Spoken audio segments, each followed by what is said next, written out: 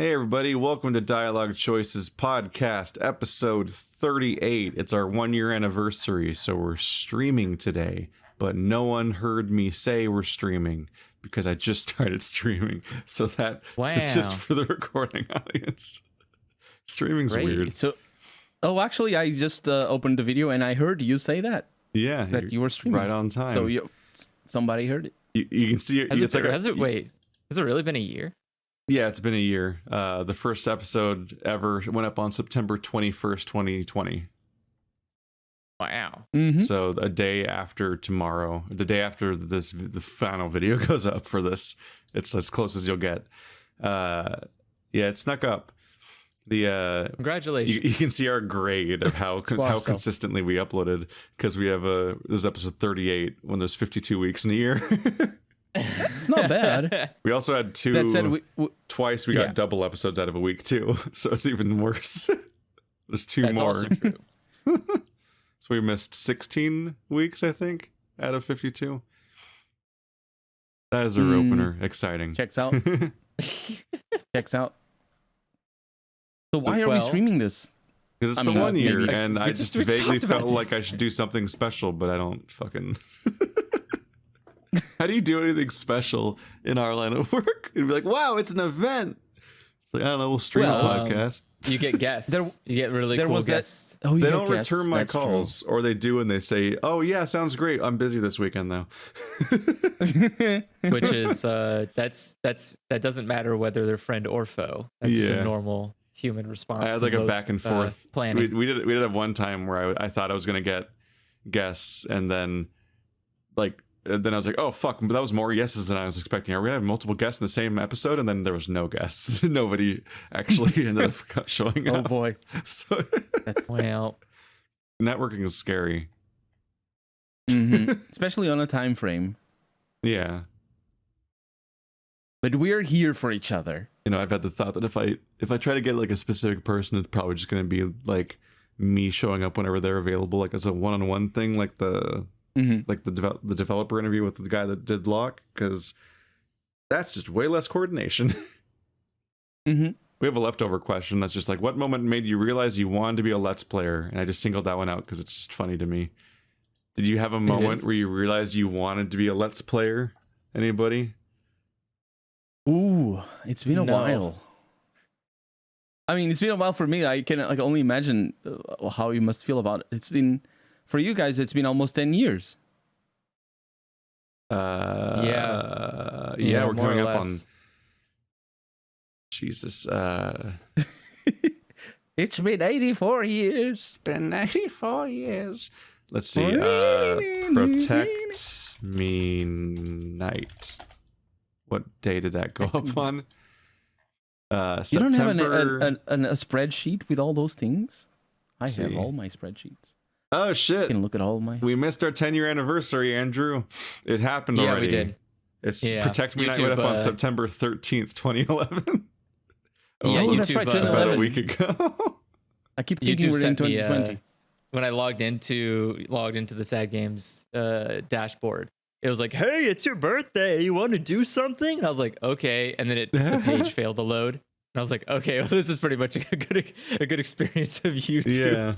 So I guess this is our 10-year anniversary, basically, of doing Let's Plays coincidentally, and we lost track. I was literally about to Google like, when did Dark Souls come out? Because like that was like one of the first things we touched, but no. That was 2009, right? Dark Souls. That's 2011. 2011. Demon Souls was 2009. Demon Souls 2009. Yeah. But no, we what is it? I mean, our roots are weird and stupid, which is that I was in college, and at one point I had this idea in college that I was this is completely insane. It's definitely one of those things that only exists in your mind and never actually, like, the rubber never hits the road at all, because it's terrifying to think about. But basically there was just always protesters at college, and they're like conservative protesters that were there to get you, and they were like, I'm going to show you these giant poster boards of aborted fetuses and stuff like that, and just ruin your day and just be irritating. And then there's always the people with like their like set up tables about the Bible, and they're gonna like convert you on the spot on campus or something. Like, it was just a lot to deal with. So I had this I'm vague, laughing, but it's not funny. it's not fun. So it's No. like, so as a plucky 21-year-old, I was like, I'm gonna make a YouTube channel where I like interview or debate with some of these people or whatever the fuck, which is just like it's a bad idea in general and a thing that I would be poorly suited for. And definitely even back then, like my world was obvious. Like I didn't know much. I've changed so much since I was 21 that like the idea of that is like mortifying that I'd ever do something like that. But you know, it's you entertain the thought. But and I ended up putting a thing out on Facebook to be like, let's do like get a group together and maybe we'll debate things or whatever. And that was Sit and Discuss, the original channel. And we met up with like some school friends, and Andrew was there because he just kind of latched onto the idea and volunteered to like host the thing. Which Ballsy. like before that, we basically just knew each other from like 2 separate midnight premieres for video games, Yes. and hadn't interacted that much. But then what happened is we just fucking podcasted basically without even necessarily, I don't even know if we knew what podcasts were back then, but we ended up just doing a podcast for like an hour and chopping that into little videos, and like there was funny moments and all that, and like that was just entertaining, so we just left it there. And then literally like the spin-off was just that fucking Andrew played Amnesia and reviewed it on Steam and said play Amnesia, get insomnia. And I was like, would it be funny if we like just like recorded that like a horror game? Like I was like inventing, like in my mind I was like, this is a new idea. Like I hadn't heard of a Let's Play. The first Let's Play channel I ever followed wouldn't exist until after we started doing it, because Game Grumps came out in 2012. So like I didn't consume Let's Play content and didn't really know they existed, and it was way less popular. So I just had the idea like it would be funny to record a video game, and that was that. Yep. So it's like the inverse of the idea of like, when did you realize you want to be this thing that you have a word for? It's like, words? I didn't have words.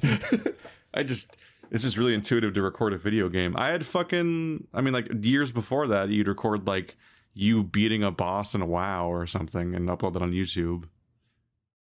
But you weren't like Yeah, thinking there were about like, it being like a job or a platform. there were like guides or like very, very loose ideas of using like using YouTube to explain how to do things in video games or something like that. But it was never like, I'm just going to upload 20 hours of me playing a game. Like that just didn't seem feasible, because like the technology at the time was also just banana garbage. It was like, you want to go buy a capture card from Best Buy that only does like all of our RGB original recordings are bad. Yeah, They're, like, you recorded using they're badly set up and badly edited, but also on bad hardware. Yeah. And in the early days, I had absolutely no idea how any of it worked. I just showed up at Andrew's place and he just did something, and we just hoped for the best. And I didn't have any like reference point for quality at that point either. But we didn't know if we even wanted to be Let's Players after we were already doing it. You'll remember at one point I basically quit because I was like, we were trying to record Dark Souls 1, and I'm like, why would I ever do this? Why wouldn't I just enjoy playing video games on their own and not like do it in this weird contrived setting that makes them shittier and less fun to do and so on? And it's like it's like come full circle now in a weird way, where like Let's Plays have almost made me enjoy games more than I was at the time not doing Let's Plays, because you have like you're more attentive and so on. But like yeah, like I quit for a bit at one point, kind of. I don't remember how long that lasted, but I was like phasing out of the idea. I think we might have just kept doing Xbox Live indie games as opposed to like doing a series anymore for a while. There's also a phase where Andrew was like, I'm going to repurpose the entire channel and delete all of our videos, and we're going to be a boss fight channel now, because he had like one conversation with Joe. And so like it was just like phase after phase of like the opposite of ever knowing you wanted to be a Let's Player, basically. Yeah, it's not. Yeah, there's a lot of. It's just a lot of like, well, I don't know where to go. I don't know how to use YouTube. I don't know what the, like, is there a structure? Is there a guide? Is there a secret, yeah, you know, a plan that you're supposed to follow? But yeah, and like it turns out that like no, there isn't. It's just YouTube's all about just luck. It's all just about like you just happen to have accidentally shown up in a place that had a lot of people looking at it. Oops, my bad. It wasn't supposed to happen, but now you're popular. Enjoy it. And it's like, I don't know.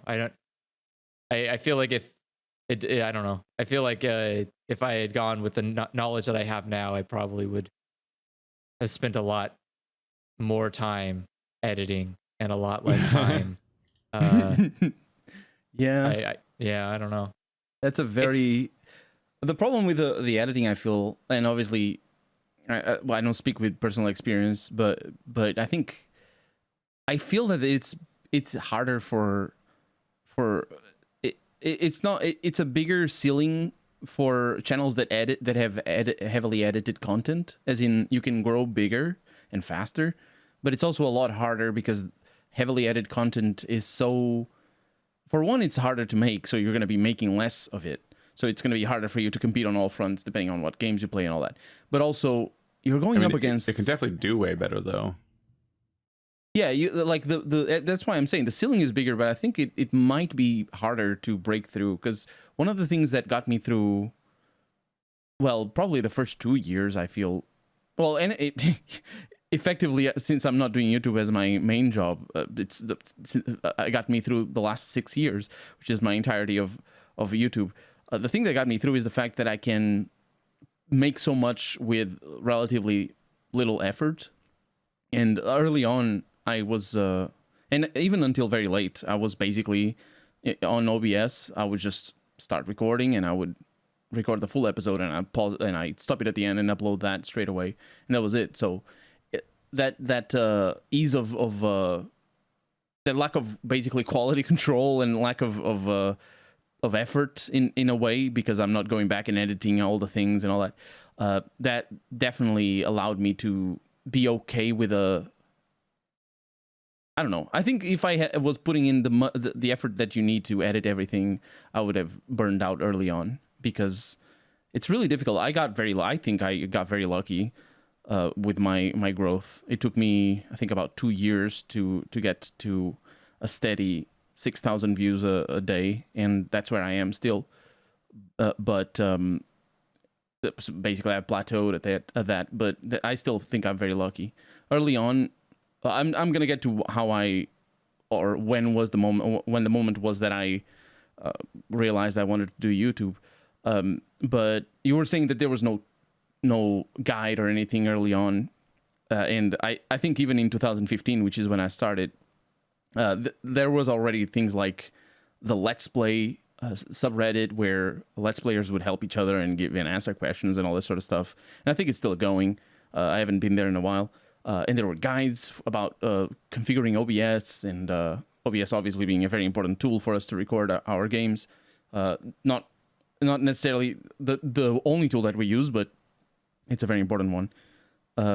So all the technical stuff and questions and stuff back in 2015 were already available in a way, but the biggest hurdles are really about figuring yourself out, figuring your workflow when you're ready to record, what you need to do after recording, all the thumbnails and logos early on, and just your own branding, your own persona, all that sort of stuff is so much more work than just configuring OBS and learning what hardware you need to record.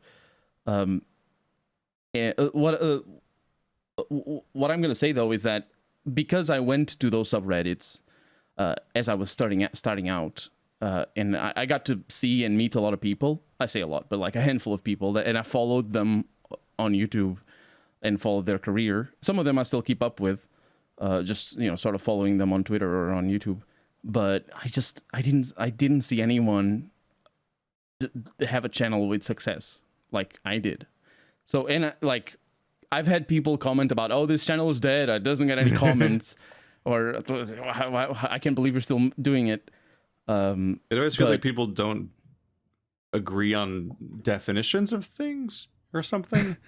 Like I understand calling a chat dead if no one's talking in it, regardless of context. Like a dead chat's a dead chat. A dead channel implies that it was previously higher activity and then died. That's like what death represents. Yeah. And I'm like, exactly. And whenever somebody calls one of our channels dead, it's always like, but it's literally doing better than ever before.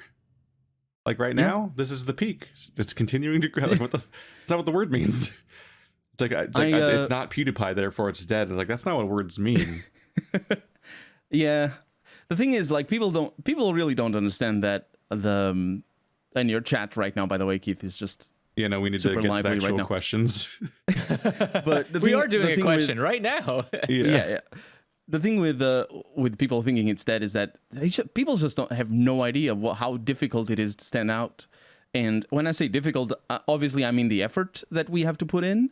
I don't want to dismiss that aspect of it, but because it is a lot of effort. It's at least the It's like effort I put workhorse in. stuff, though, as opposed to like standout creative works.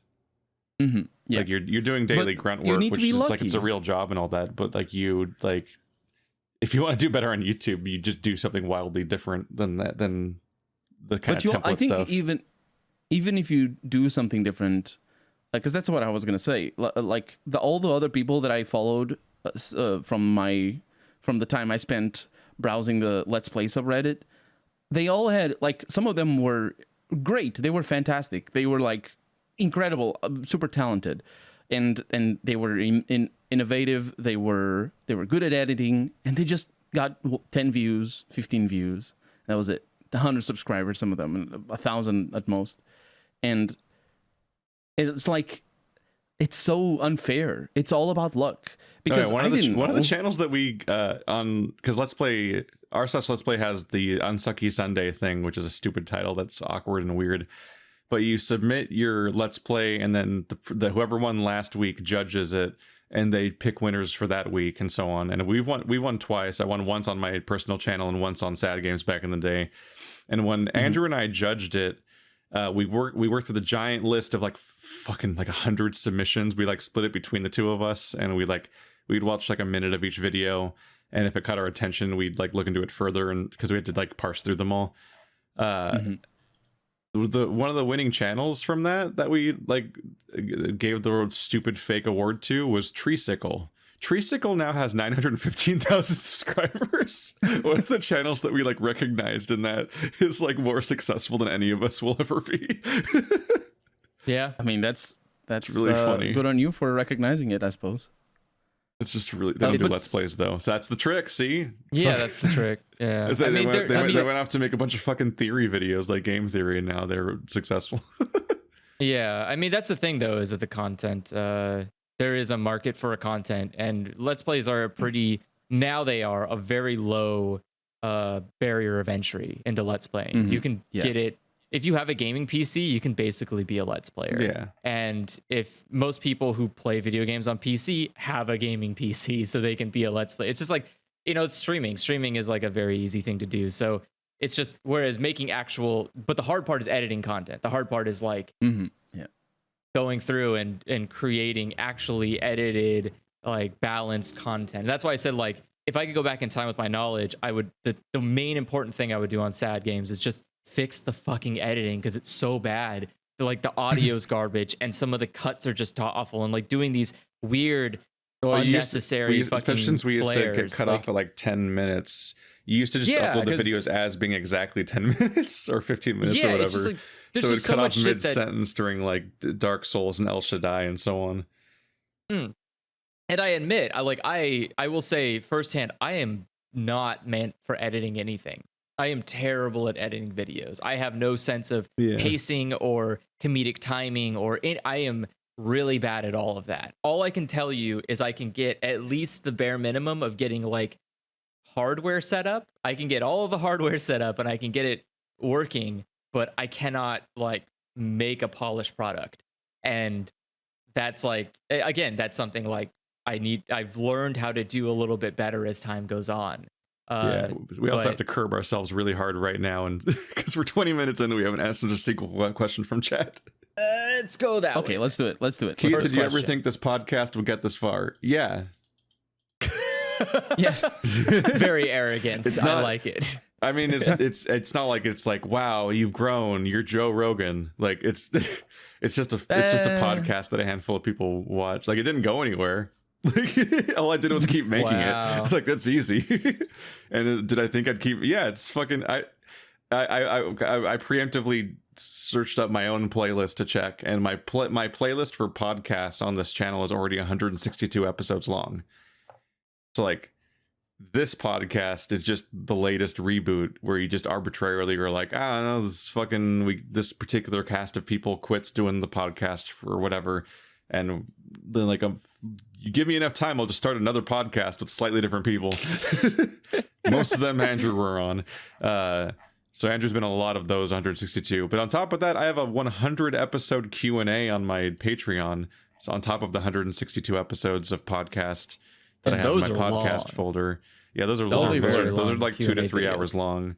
Yeah. So yeah, we're like this is like episode 38 of this podcast, but like this is like my 5th podcast. We started as a podcast. That's what Sit and Discuss was. Yeah. And we took over Dual Sticks, that fucking Tech Goblin podcast where that motherfucker, that one guy was hosting a gaming podcast and he didn't know what Steam was. So it's like, what the fuck is this shit? What? Yeah, well, he didn't do PC gaming. Remember, he was he was a console only like, gamer. That exact kind of like smug, like, what's Steam? I don't care. I only play console games. I'm like, you're running a podcast about gaming and you don't even know basic. Wow. Like, come on, man. But no, we've been doing this for fucking ever. This entire, like, if you count Dual Sticks and Sit and Discuss, there's even more podcasts that aren't even in the fucking playlist. True. My entire life is just a podcast, honestly. Yeah, the podcast is you just go. The fact that we're all known quantities is also helps for the foreseeable longevity of the podcast, because it's like if we were just people off the curb, it'd be hard to meet next week, let alone a year. Yeah, after. it's hard if you have to do like an organized thing all the time and like figure out like, oh, who are we getting in this week and what's the news and shit. It's like we just fucking go. And people certain people continue to marvel at the fact that we could just go, but we could just keep going for fucking, like, we literally go on for like 20 to 40 minutes before the podcast and oftentimes after it. Like, it's just like, all right, I gotta fucking use the restroom. Bye, guys. I usually have to go or like, take the dog out. Or like, geez, we've been going for we need to start the fucking podcast already. And then also not awkwardly just continue the conversation that happened off camera. That's the hard part. The hard part is like, having a conversation and wanting to continue the conversation, but no, it happened at least twice. The Halfords ask, how did Colonel join the group? Was it a mutual friend or just through YouTube? Whenever I looked up, because I played a bunch of like RPG-ish indie game type stuff, like Fall of the Dungeon Guardians and Grimrock and like that kind of like specific genre of games, that subcategory. And every time I looked up videos of those games at all, when I was looking into them, or when I was even looking into games I might cover, there would always be videos by Bumpy McSquigums having already covered said game, basically.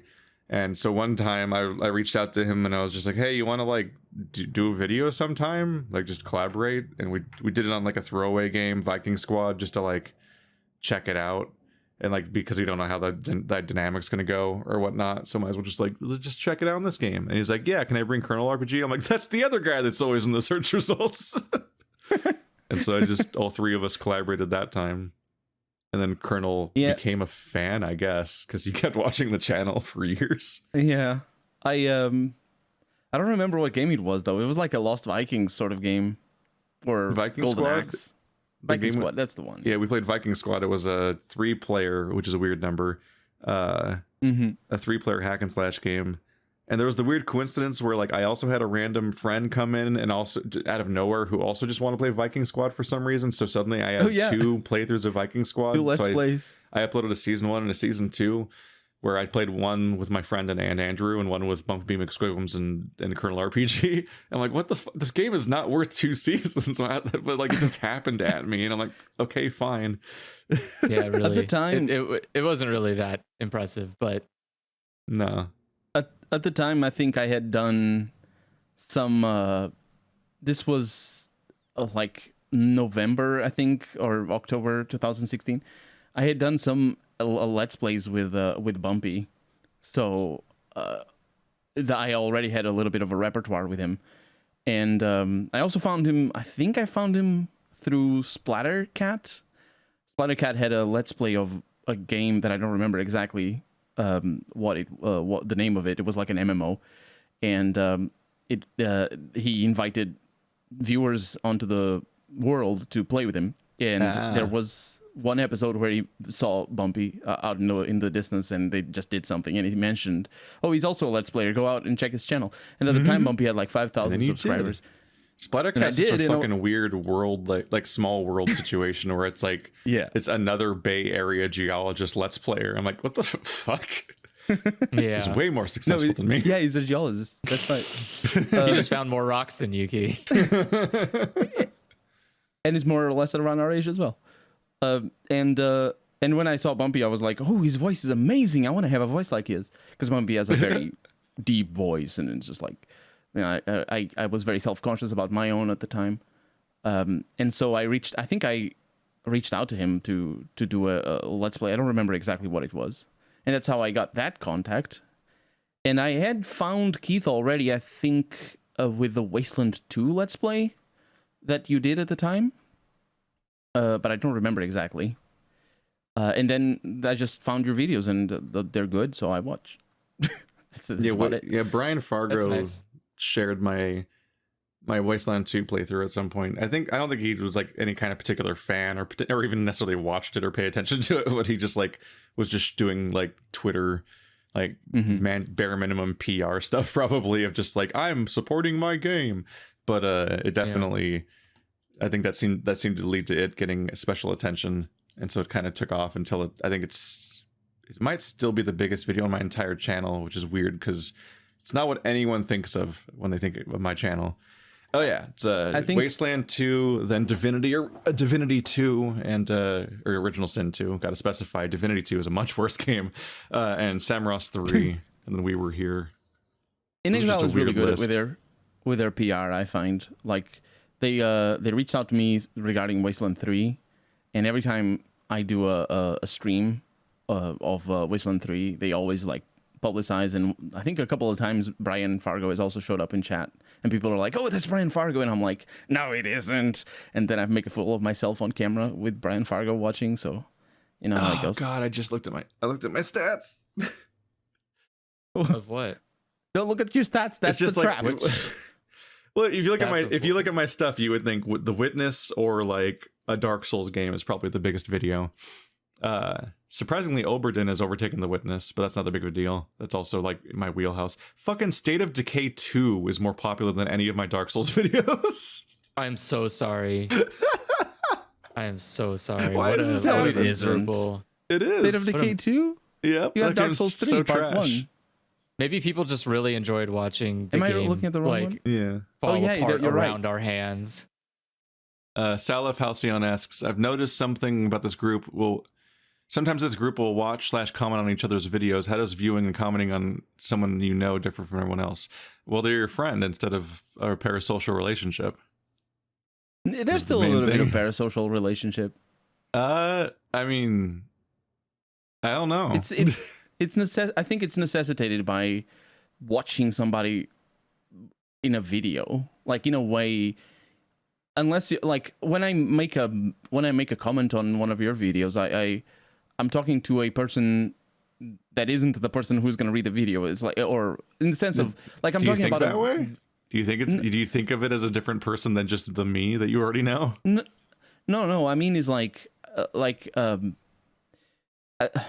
I think of what I'm trying to say is that it feels, if I don't comment to you who is reading the comments, I comment to you who is playing the video a lot of the time.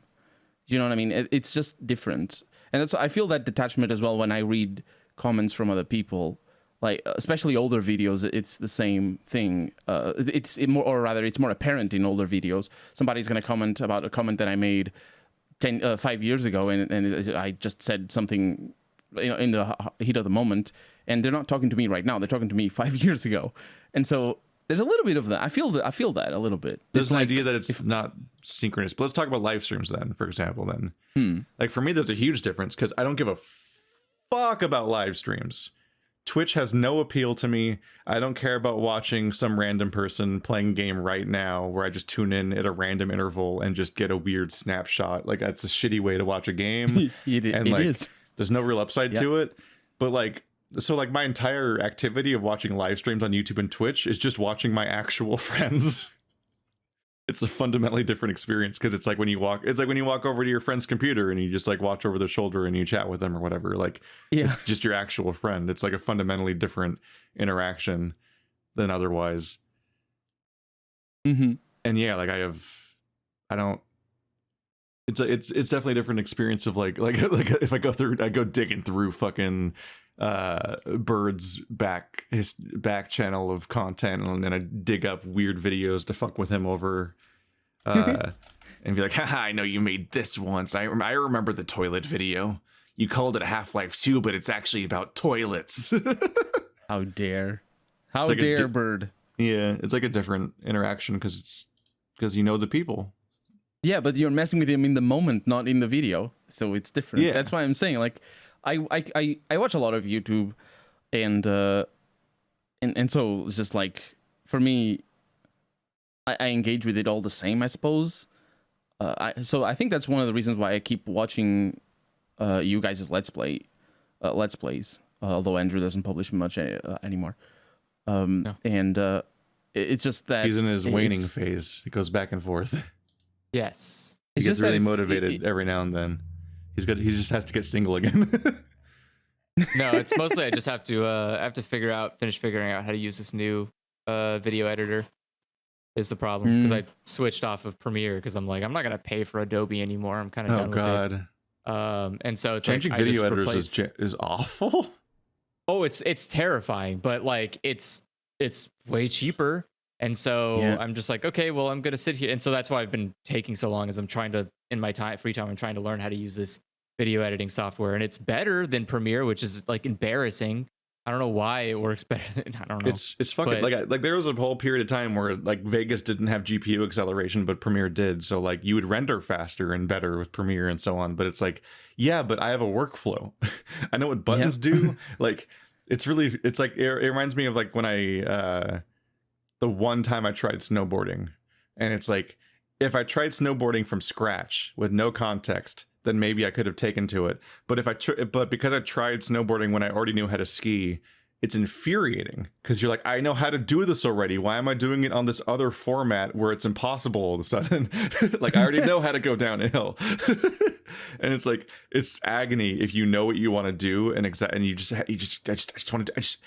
do it. What do you mean you need to pre-render or whatever the fuck's happening? Why does splitting a track not work the way I think it does? And everything moved now? And why is it auto closing gaps? And I'm like your fundamental relationship with every element of the app works differently. And you're like, this is not a universal language. You guys did not. This is not like how GIMP just copied Photoshop mostly. Like these things fundamentally went in different directions on how the whole thing works, and you have to take a course on it. No, it's very common. It's very common in video editors. Meanwhile, like Photopea is just someone saying like, what if I just made Adobe or like Premiere or Photoshop, but without it being $1 million? And on your browser. Yeah, it's just, Photopea, it's weird. I don't know. But either way, that has been my delay so far, is just trying to figure that out. I have all the videos still. It's all just sitting there. Just have to edit it. Yep.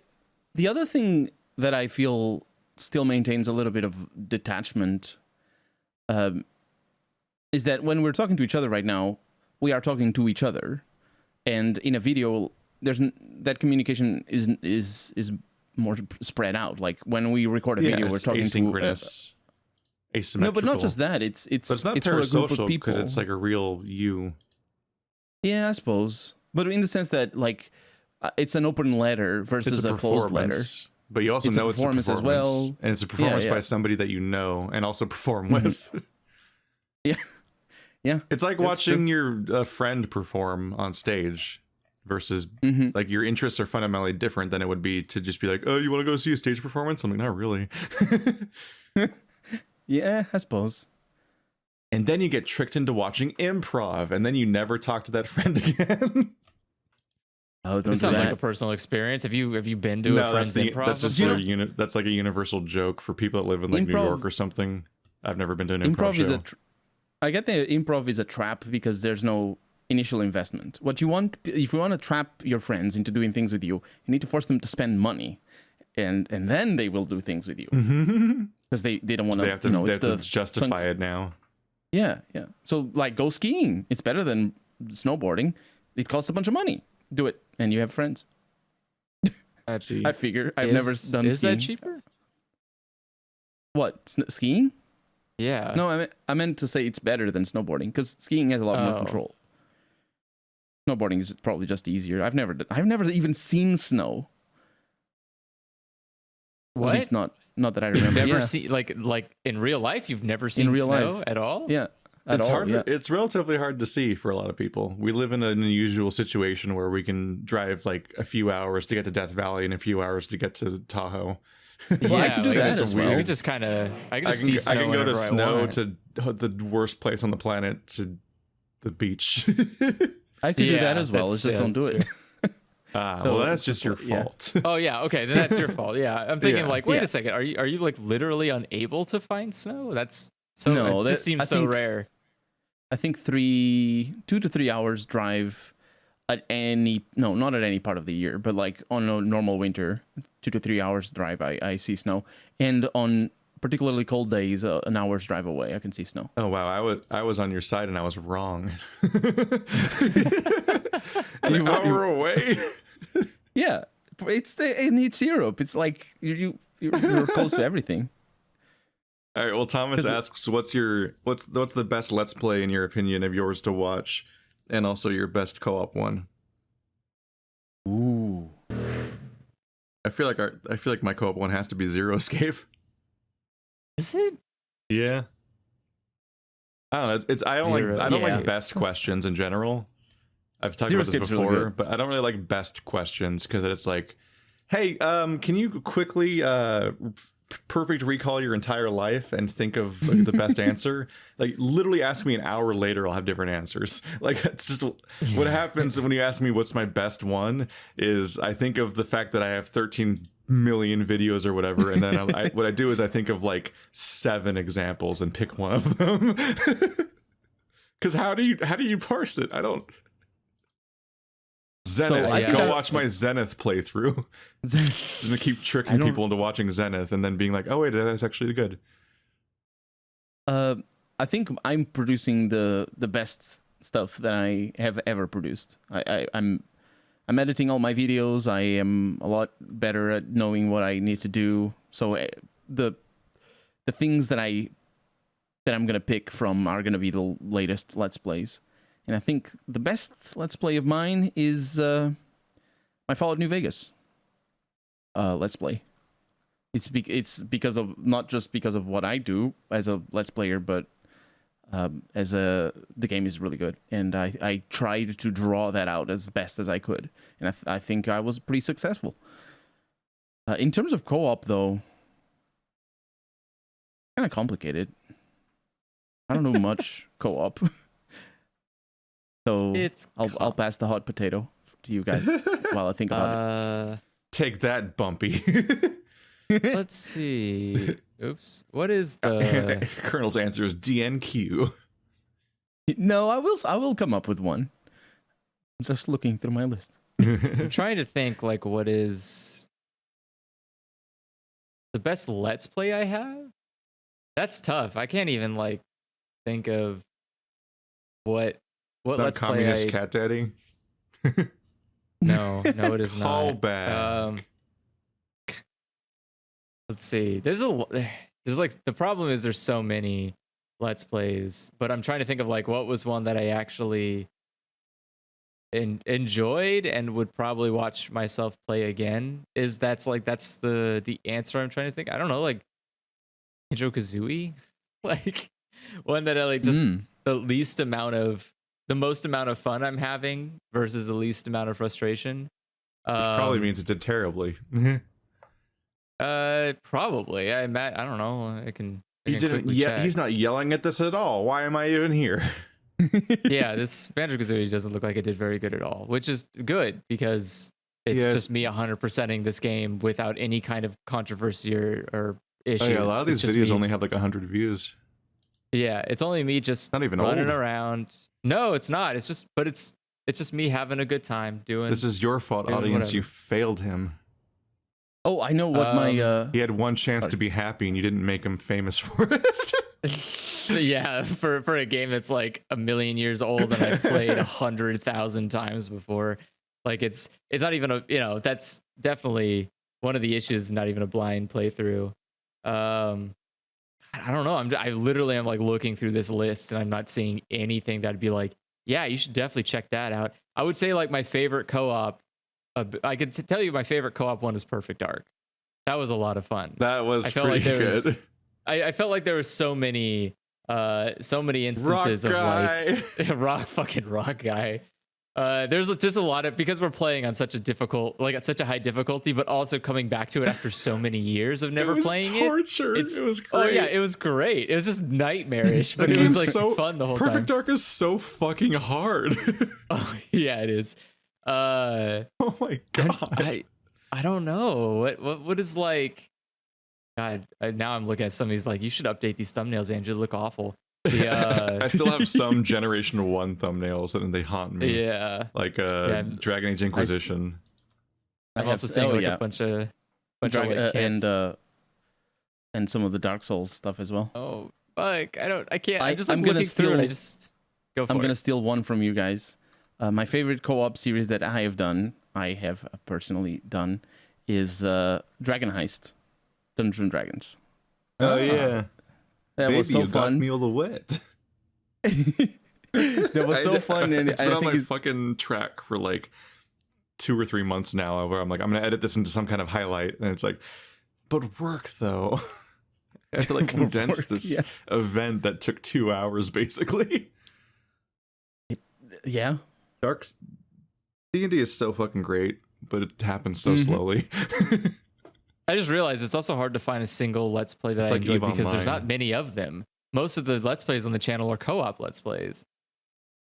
Oh. Oh yeah, because that's true. you're kind of like forcing yourself to try to solo stuff. Yeah, like I'm like, now I'm looking through. I'm like, wait a second. There's actually like most of the solo content is stuff that, yeah, is like most of it is usually just. So the answer to when did Andrew want to become a puzzles. Let's Player is he still doesn't want to. Yeah, it's like a lot of it is just because like I'm aware of my own limitations. I know that like alone I'm not an entertaining person. I work best in a two-person situation. I am best when I'm like riffing off of somebody else. Alone, I'm just like I mean, I don't know. It was a hard gear to switch. Because the whole reason I switched to solo stuff was because it was like 2 years in, you were moving to Sacramento, and I'm like, that could be it. Like that might just be the end of that. And at that point, despite the multiple quittings and all that, I was like, then like sunk cost fallacy. Like I got to keep going, even though we had no fucking audience and so on. Like it was literally just that like I'd put like time in and didn't want to just suddenly stop it because somebody else's like choice was like gonna make it end or whatever. So I was like, I'm gonna start uploading solo stuff, and it was awkward and bad, and I hated it most of the time. And then just kind of weirdly powered through. Let me push back against that. What Andrew just said, that he's not an entertaining person by himself. You, Andrew, you have the most important thing, and you're good at it. Hate. But you have the most important thing. Oh, that's the second most important thing. You have the most important thing, which is consciousness about. You're conscious about the rhythm and just sort of like. When like you can see that in your commentary through a whole episode, is that you're conscious about what the person that is listening to is thinking, and I can feel that because obviously I try to think about that as well. So I don't think you're boring at all when you're by yourself. Like I think you're better when you're with others, but that might be the case for all of us. But like I watched the latest Let's Play that I watched of yours was it Banjo-Kazooie? It's a lot easier to suddenly say something clever if you don't have to keep talking alone the whole time. Yeah. But yeah, I having time to think about what I'm saying, and then I feel bad if I'm quiet because I'm like, the whole point of people watching is because I'm here. Like it's not just for the game. No one's watching me play. Like no one's like watching me play Super Lucky's Tale because they really enjoy Super Lucky's Tale. They're watching it for me, and so like me being quiet at any point is like this like dreadful feeling of like, what am I doing here? Why am I doing this? This is awful. I should probably be saying something, but there's nothing positive to say. This game is just garbage. Can I just think of something that's not just being the longer critical the of the silence game? stretches Like, for, the more you panic.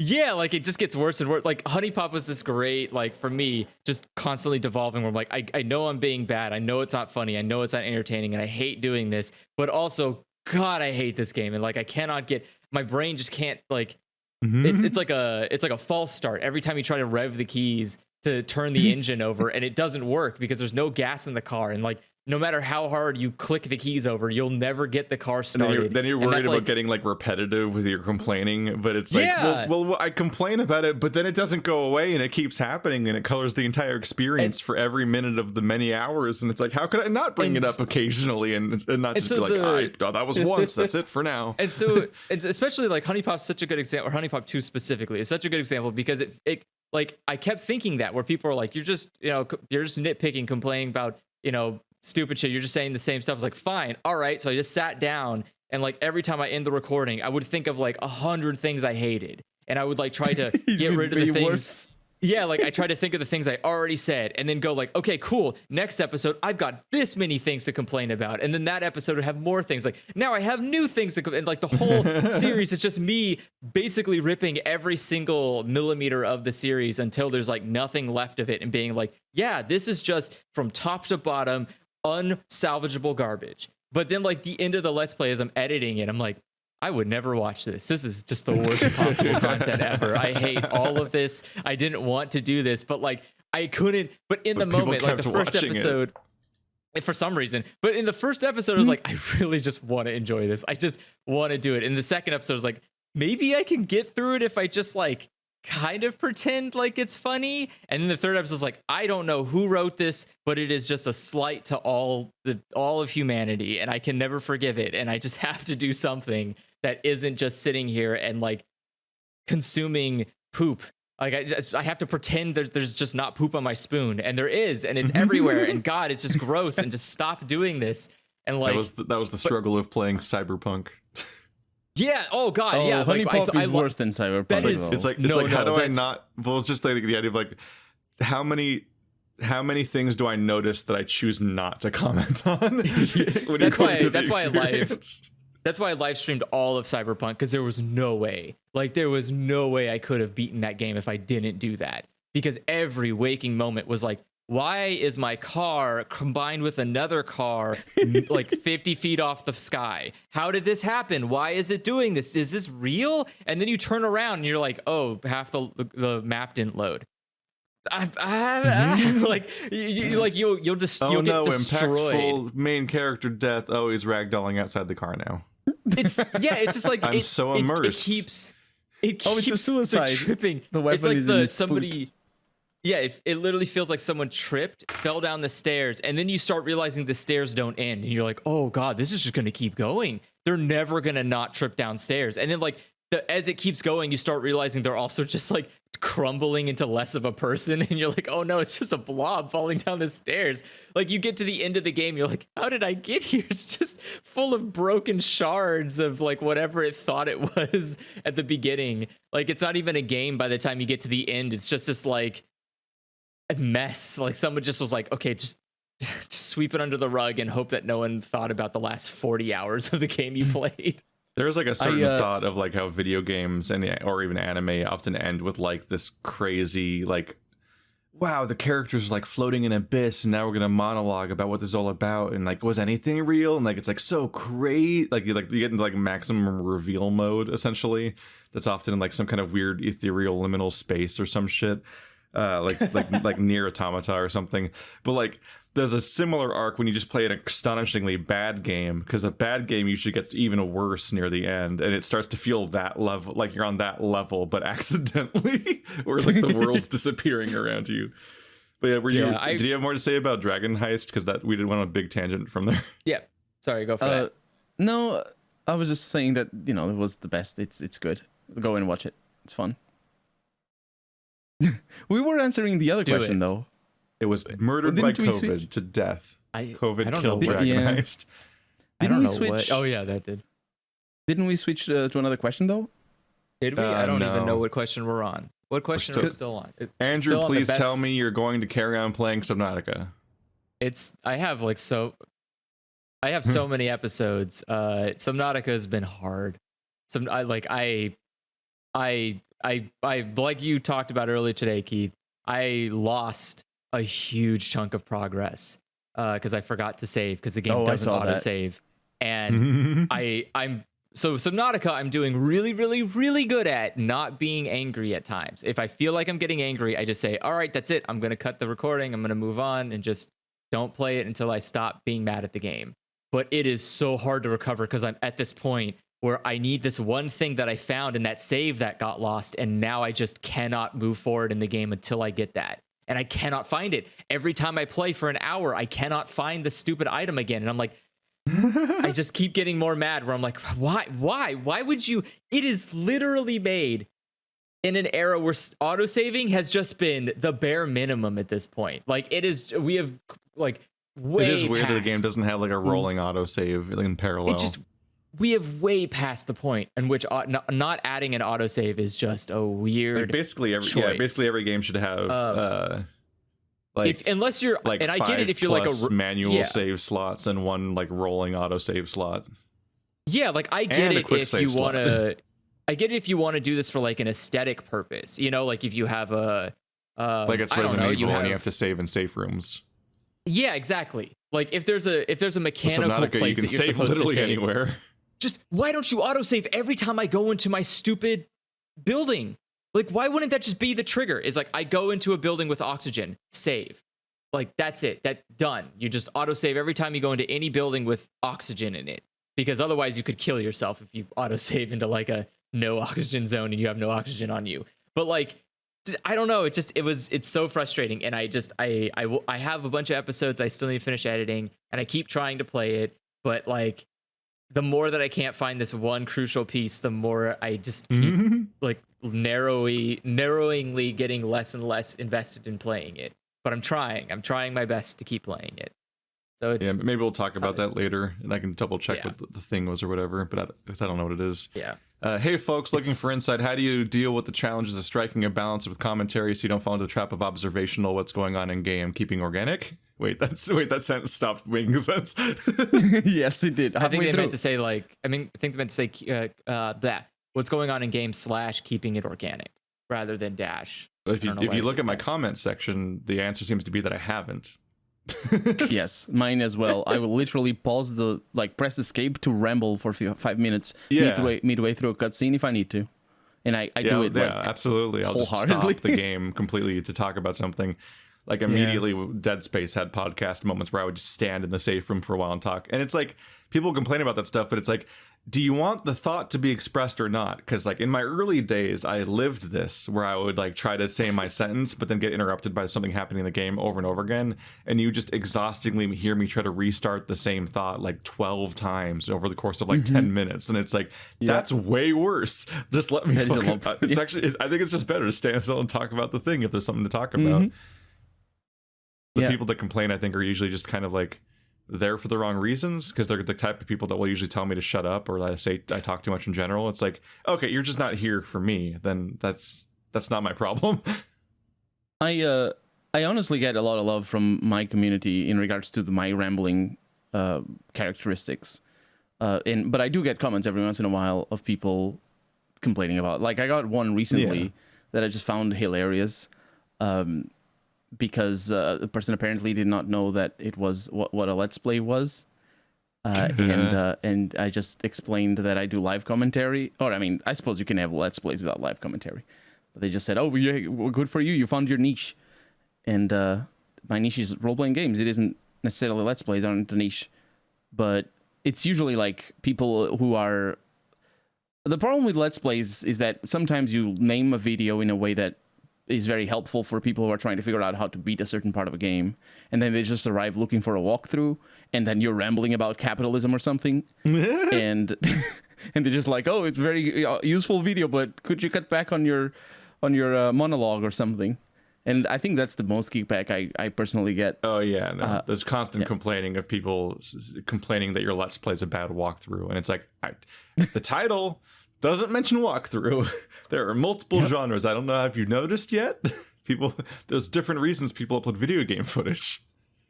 Like complaining that a Yeah. live stream's a bad walkthrough. It's like, I'm sorry, we're trying to just catch it live and play your game in parallel, and that's your one chance to get a good walkthrough. Like, it's a misuse of the format at some point. Oh yeah.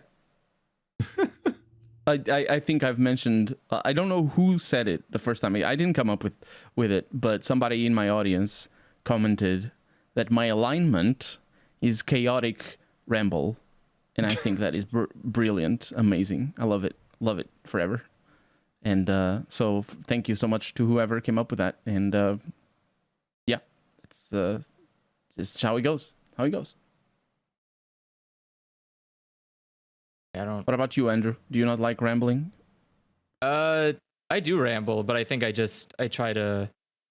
usually try to react. Again, I'm trying to find that the secondary.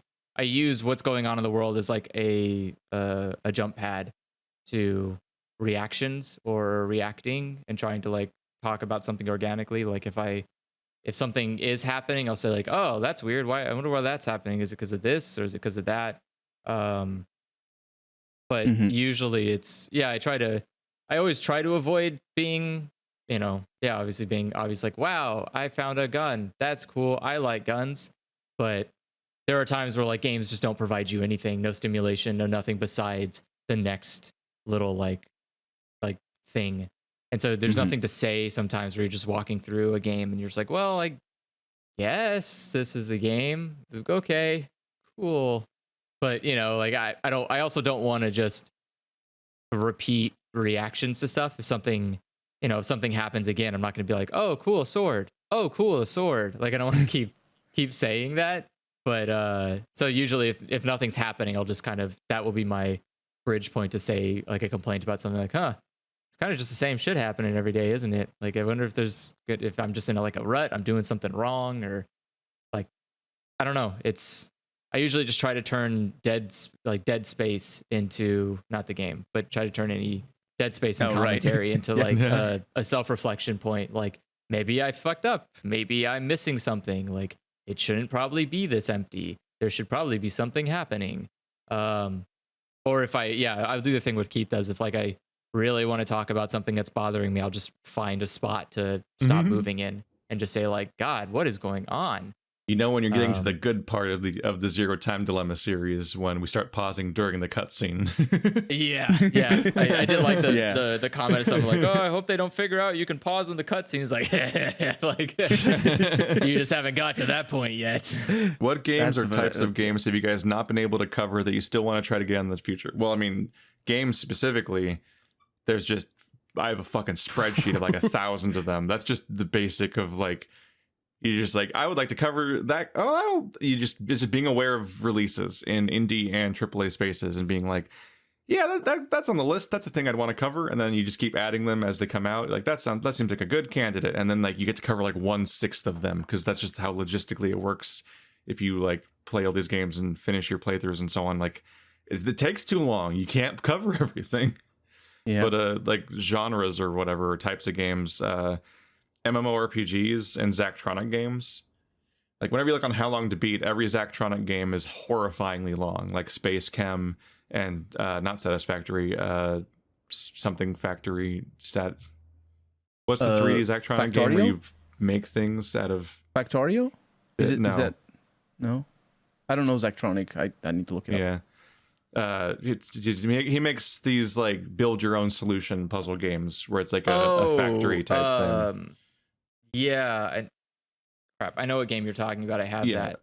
Opus Magnum and Space Chem and like like 6 other ones, except Infinifactory. Infinifactory, there you go. Yeah, Infinifactory. Like, I want to cover those games.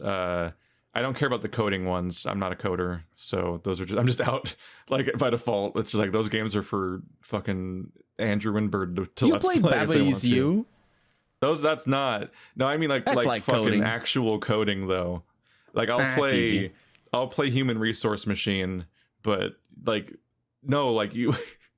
Like I tried. I did a let's try of like TIS 100 or whatever it's called, and it's like you gotta fucking. It comes with a book. Oh no! You gotta read the book to figure out how to play the game. Like it's just coding puzzles for people that actually code. And coding is why I stopped the entire trajectory of doing computer science, and then because I want to be a game developer and so on, and so I took computer science, and then I'm like, nope, and then I switched to geology. Because of the actual reality of trying to fucking solve why your code isn't working is like a life I don't want. Coding games fascinate me because it feels like, I don't know. I can't say I've ever played any in particular. I did play some like graphic coding, because there's a very different style of coding where you just move pieces around. That's a type of coding, a type of programming. So it's just the graphic. fun one. But it's still the same logic. So you need to come up with the same solutions. But there's the code based, the written based coding and programming. I mean, your verbs are way is, more restricted in the visual game, like the video gamey ones, than they are when you try when they just like fuck you type. But and it's easier it's easier to, because you're constrained. It's easier to learn and just go through a process of learning functions after functions and just mixing them together. But the thing is, coding in JavaScript is like, it's about as complicated as other languages. It's actually more complicated in some aspects, but in the sense of like getting you to a place where you'll know how to code, you can just pick up JavaScript with anything. Like, you just open it's super easy for people to start learning. And I don't know. I think the coding games are just a way to get people to code that maybe wouldn't have coded if nobody got them to. But it also feels like it's scary. It's just as scary as learning to code JavaScript. I'm talking about JavaScript because that's what websites use, and so it's you don't really need to have any special setup. All you need to do is really just have a notepad and save the file as HTML, and that's it. And open it in your browser. That's it. You're off. And the thing is, you're also creating interesting things. You can create animations. You can create like little games. You can do all the things that coding allows you to in a normal productive world, but you're doing new things rather than just playing a game. I don't know. It's a little bit like the Guitar Hero. It's not quite, but it is a little bit like learning Guitar Hero instead of learning real guitar. But it's not quite, because Guitar Hero is more fun than learning the real guitar. So, and also easier. But I mean, I think in both cases, the fake one is more fun and easier. You think so? Yeah. Human Resource Machine is funner and easier than learning Java. I know, because I did both. I said JavaScript. Yeah, but I was a few semesters into Java, and I was like, yeah, fuck this. I never want to look at this again. I'm done with this life. Goodbye. That's a pretty normal reaction to Java. I value the creative process, though, so that's why I'm musing about it like I am. It's just that after you're done learning, you have the tools to make stuff, but also you have made stuff. Like, I think that's important. But I say that being a person who knows how to code, so it's just it's. And that actually ties a little bit into games that I would like to cover, but I'm never gonna cover with my channel, which is more creative games. No, I always think of Minecraft, but it's not just Minecraft.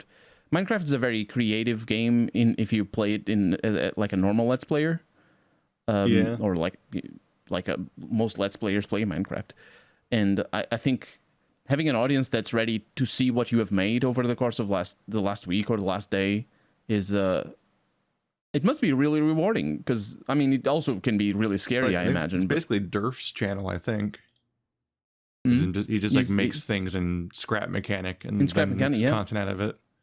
Yeah, and I think that must be super rewarding. Of course, as I said, very scary as well if you get in a rut where you can't think of anything to make. But it's just something that as a Let's Player, I rarely get to do, is show creativity, or because it's always reactive. We're always showing somebody else's creativity, and the closest I've gotten was with our D&D campaign. And I've made a few videos here and there where I show creativity, and those videos do well. Like, I have one where I show a map that I made of a made up world, and I explain my process of making that map. And for some reason that has thousands of views. That video, it just gets new people to the channel for whatever reason. But gimmicks are good. There's a lot of examples where someone's most popular video on their Let's Play channel is the one where they took a weird risk or tried a weird like gimmicky approach to something, and it just was like, especially if it's like thumbnail marketable. Like I got like a BDSM looking thumbnail for Firewatch where he has black tape over his mouth, and it's called Silent Henry, and it's just the one where I don't pick any choices ever, unless the game forces me to pick one to continue. And so he just sits there and like just keeps talking to him, and he's not reacting for the entire game, and it changes the characterization of the game and so on. And I've had the idea of like doing like it would take so fucking long, but it was the idea of like having either two people or maybe even more people like going through the Hitman games, and what would have like the new trilogy. And like you would, because one of the core replay values is supposed to be that one of the core elements of the game is supposed to be that you don't just play the levels, you like replay them over and over again and get different things to happen. So it'd become this like one-upmanship of like 2 to 4 people are all hanging out watching each other play the game, and there's like a different order of who plays the missions in what order each time.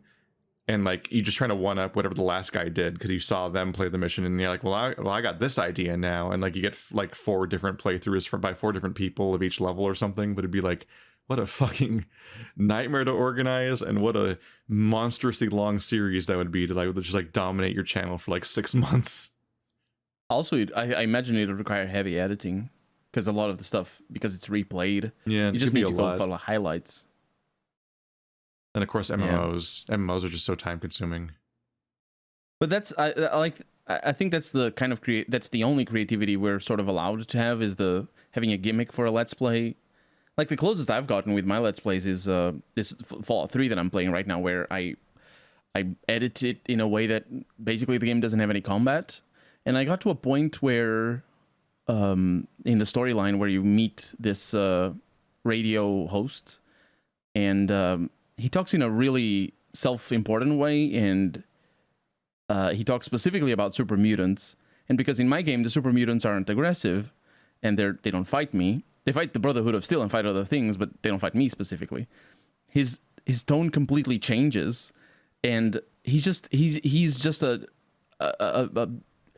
what's the name of that guy that died of COVID? What was that guy that? What? Oh man, what was the name?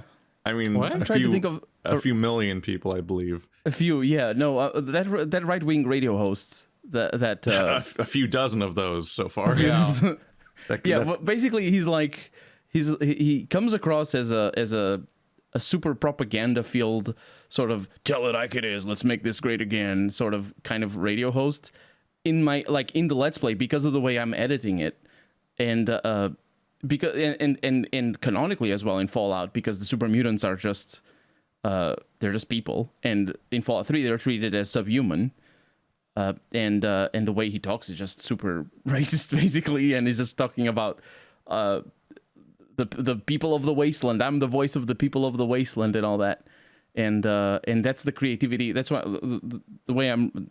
the reason I'm talking about this is because I think that is the result of my own editing, and the end result is a little bit creative on my part, because I'm editing the game in a way that changes it fundamentally. And that's the most I get of creativity. I don't think it's very common in other Let's Plays, because it's just always reactive. Let's see. What games or types of games have you not been able to cover that you still? No, wait, that's the same one. It's a similar one, and I mixed them up. Are there games that you like playing that you don't think would work for a Let's Play or for similar content at all? Yes, music most games. things just work. The secret is you plaster over bad Let's Play games by just hanging out with other people. Rhythm games are also good. Oh yeah, no, music games are fucked. Yeah, you're fucked on music games. I was gonna say Keith really likes rhythm games, but you'll never know, because he can literally never play a single one without risking his channel to death. Yeah, no, my channel has kind of killed my activity at playing music games all the time. I used to play so much fucking Rock Band and so on, and to the point. And when Rock Band 4 came out, I tried streaming it on Twitch a little bit, and I was in pain. it hurt to play the game because I was so out of practice. So I was still I was still good enough to mostly play expert, but because I hadn't been actually actively doing it for years, that like I had been, like my fingers were really struggling to actually do it. Like I'd play a couple songs and just be in agony, and it would hurt so much. And it was the fretting hand, not the strumming hand. It's just like What? Fuck. Really? Yeah, it's the fretting hand. Doing that's all the fingering, hardest. it would really hurt.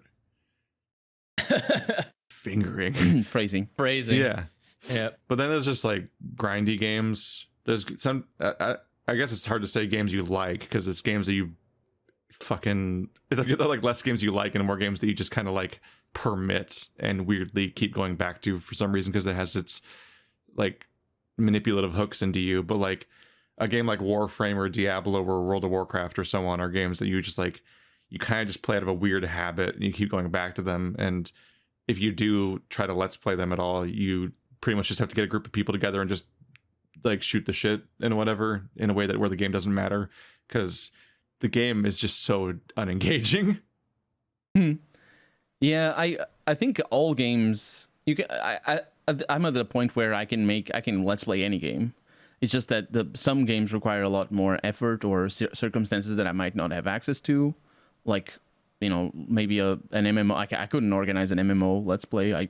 I don't have experience with games, and I don't know anybody like a group that I would be able personally to collect. I could hang on to another group easily enough, but there's games that just require more editing than others, and if you're gonna go with an unedited approach, I don't think there's some games that are impossible. Like I mentioned before that my favorite let's play is Fallout New Vegas.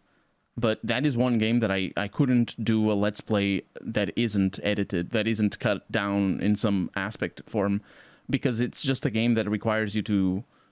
It has dead time effectively. There's a exploration that isn't necessarily engaging in the way that is good for a video, so it's easy to get like 1 or 2 episodes where nothing happens and it isn't interesting. And even games like I did a full Morrowind let's play that was not edited. But I did it because I knew the game front to back, and I knew where to go. I knew how to make it work. I don't think mine was very edited, but no, you do have a different blind experience appeal where it's like editing sometimes removes the point of that. It's very. But you didn't do many side quests, which would helped a lot because otherwise you would have a lot of that time. I kind of just did what I found. I think. Yeah. It works. I think it worked very well as a blind play. Because there's like a certain style of playing games that's antithetical to let's playing, which is the part that sometimes people expect you to do it too, where you just fucking scrape up and down every single piece of, like, you just talk to every single character in the entire open world and scrape every single piece of content out of the game you could possibly find. And it's like, one, doing that systematically is just like so boring, but also like in my experience, I try to get into a habit in RPGs to find a quest and then just go do that quest. Like maybe stop looking, stop like doing your sweep of talking to everybody and just go do the quest you found, because then like this episode has like narrative continuity and people remember what you're doing, as opposed to like, I picked up 72 quests like in an MMORPG at the quest hub, and now I'm just gonna run to like 12 random locations and complete the second half of stories that you forgot already. Yeah. So it's weird. Presenting games as a linear video format fundamentally changes them, and you spend a lot of time thinking about how to do that differently. Yeah, it definitely changes from game to game. I think that's one approach where, just going with a flow that is meant for a let's play, that definitely works, and I think it worked well for Morrowind. But it's something I'm scared of, honestly, doing myself. So I shied away from doing a game like Fallout New Vegas, despite wanting to make a let's play of it early on, and even Fallout 3 right now. I shied away from that in Oblivion, and certainly Skyrim. I have never let's played Skyrim. There's like a very real part where you feel like you're not ready yet. Like, the two things I knew I would not let's play when I started my channel were RPGs and puzzle games. Those were like off. Yeah. They were like off the table at the beginning. Like big open RPGs as opposed to like dark. Like I started with Demon Souls. It's like, yeah, it's this massive open area, and like, how do you cover that in a timely fashion? How do you make the moment to moment stuff interesting and so on? And puzzle games are obviously, because you dabble with one puzzle game once, and every Let's Player has the universal experience where all the comments are just yelling at them, and they're like, oh, I guess I shouldn't cover puzzle games because people don't like puzzle game videos. Because if you cover puzzle games, people just yell at you. And now I practically make a living out of playing puzzle games, and it hasn't changed. It's still just my comments sections, like dashboard is just people yelling at me at every puzzle game all at once. And it makes the comment section really shitty, and yet it's like why people are here, and it does, and they do really engagement. well. Yeah, I have mentioned it before. I don't know if it was on a podcast, but regarding puzzle games, anybody that has the least interest of Sudoku games, go and check out Cracking the Cryptic. It's a channel, it's a famous channel of two world-class Sudoku solvers solving Sudoku puzzles on camera live, and they're really good at what they do. They're really good at also solving the puzzles, and they're world class. They're like championship winners. They're record setters and stuff. And they're also very good at explaining and all that. They're incredible at what they do. And you look at their comment section, in especially the most viewed videos, because you know the ones that have fewer views tends to be the people who already know them. But even those get so many people just being like, I can't believe you didn't see that 6 on cell 4 or something like that. Yeah. And it's so obvious that of course they didn't see it. People will just sort of like douchily armchair the best people in the world at the thing. Yeah, exactly. And it's like if these people get those kind of comments, and they do, yeah, then nobody stands any hope. It's just it's the nature of watching somebody solve a puzzle. It's the looking over. Yeah, you get to feel really smart watching puzzle Let's Plays because you're cheating. Because what happens is the video continues forward and makes progress no matter how hard you're trying. So the progress is just happening on its own, and I'm solving stuff for you constantly, and your brain just internalizes that as stuff that you learned yourself, basically. And then everything that you're picking up on because you don't have to do any of the work that I'm doing, you're like, how could you not pick up on those things that I'm picking up on because I'm not even actually having to deal with. Like, people always talk about the Let's Player problem of like you're having to do commentary and all that, and that's true, but it's also the fact that the viewer isn't having to do all the work because the Let's Player is doing most of the puzzle solving work for them. It's not like people like pause the video and then watch it in pure silence, and also time themselves to see how long it takes while they're watching it in silence, and then like, I solved it all in my head. They're watching it while you're telling them the answers with the progress you're making, and then like, how did you not notice that one element? That's why you're stupid. And then making commentary at the same time, and that just tells everybody that just communicates to the Let's Players not to cover that content. Like, you're just damaging the thing that you supposedly like. And also, I think you're also spoiling our enjoyment if you come at it with that perspective. It's so rare that I see a video from them, from Cracking the Cryptic, where I don't see anything before they solve it, and I don't think those are the most enjoyable puzzle solving videos, where you just go and watch somebody solve a puzzle and you didn't see any of it coming. I think it's always more fun when you see things in advance and it's like, oh, are they gonna spot that? But I like, that's part of the fun, you spotting things before the solver.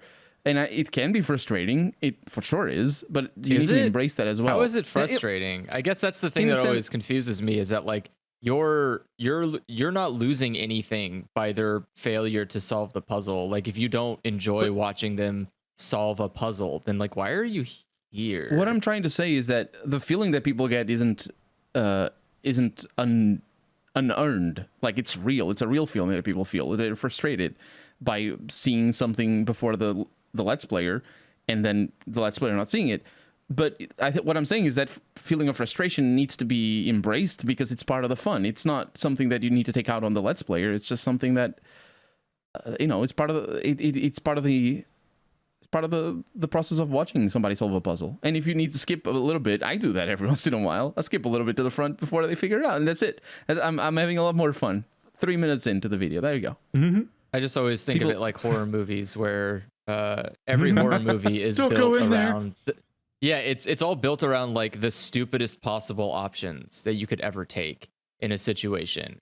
But like that's on purpose, because then you as the audience are like tensely aware of their failure, and you're like, no, you're gonna fucking die, don't die. But like that's the point. That's like the whole point. And I imagine like solving puzzles is the same thing. Watching other people solve puzzles is supposed to be the same outcome.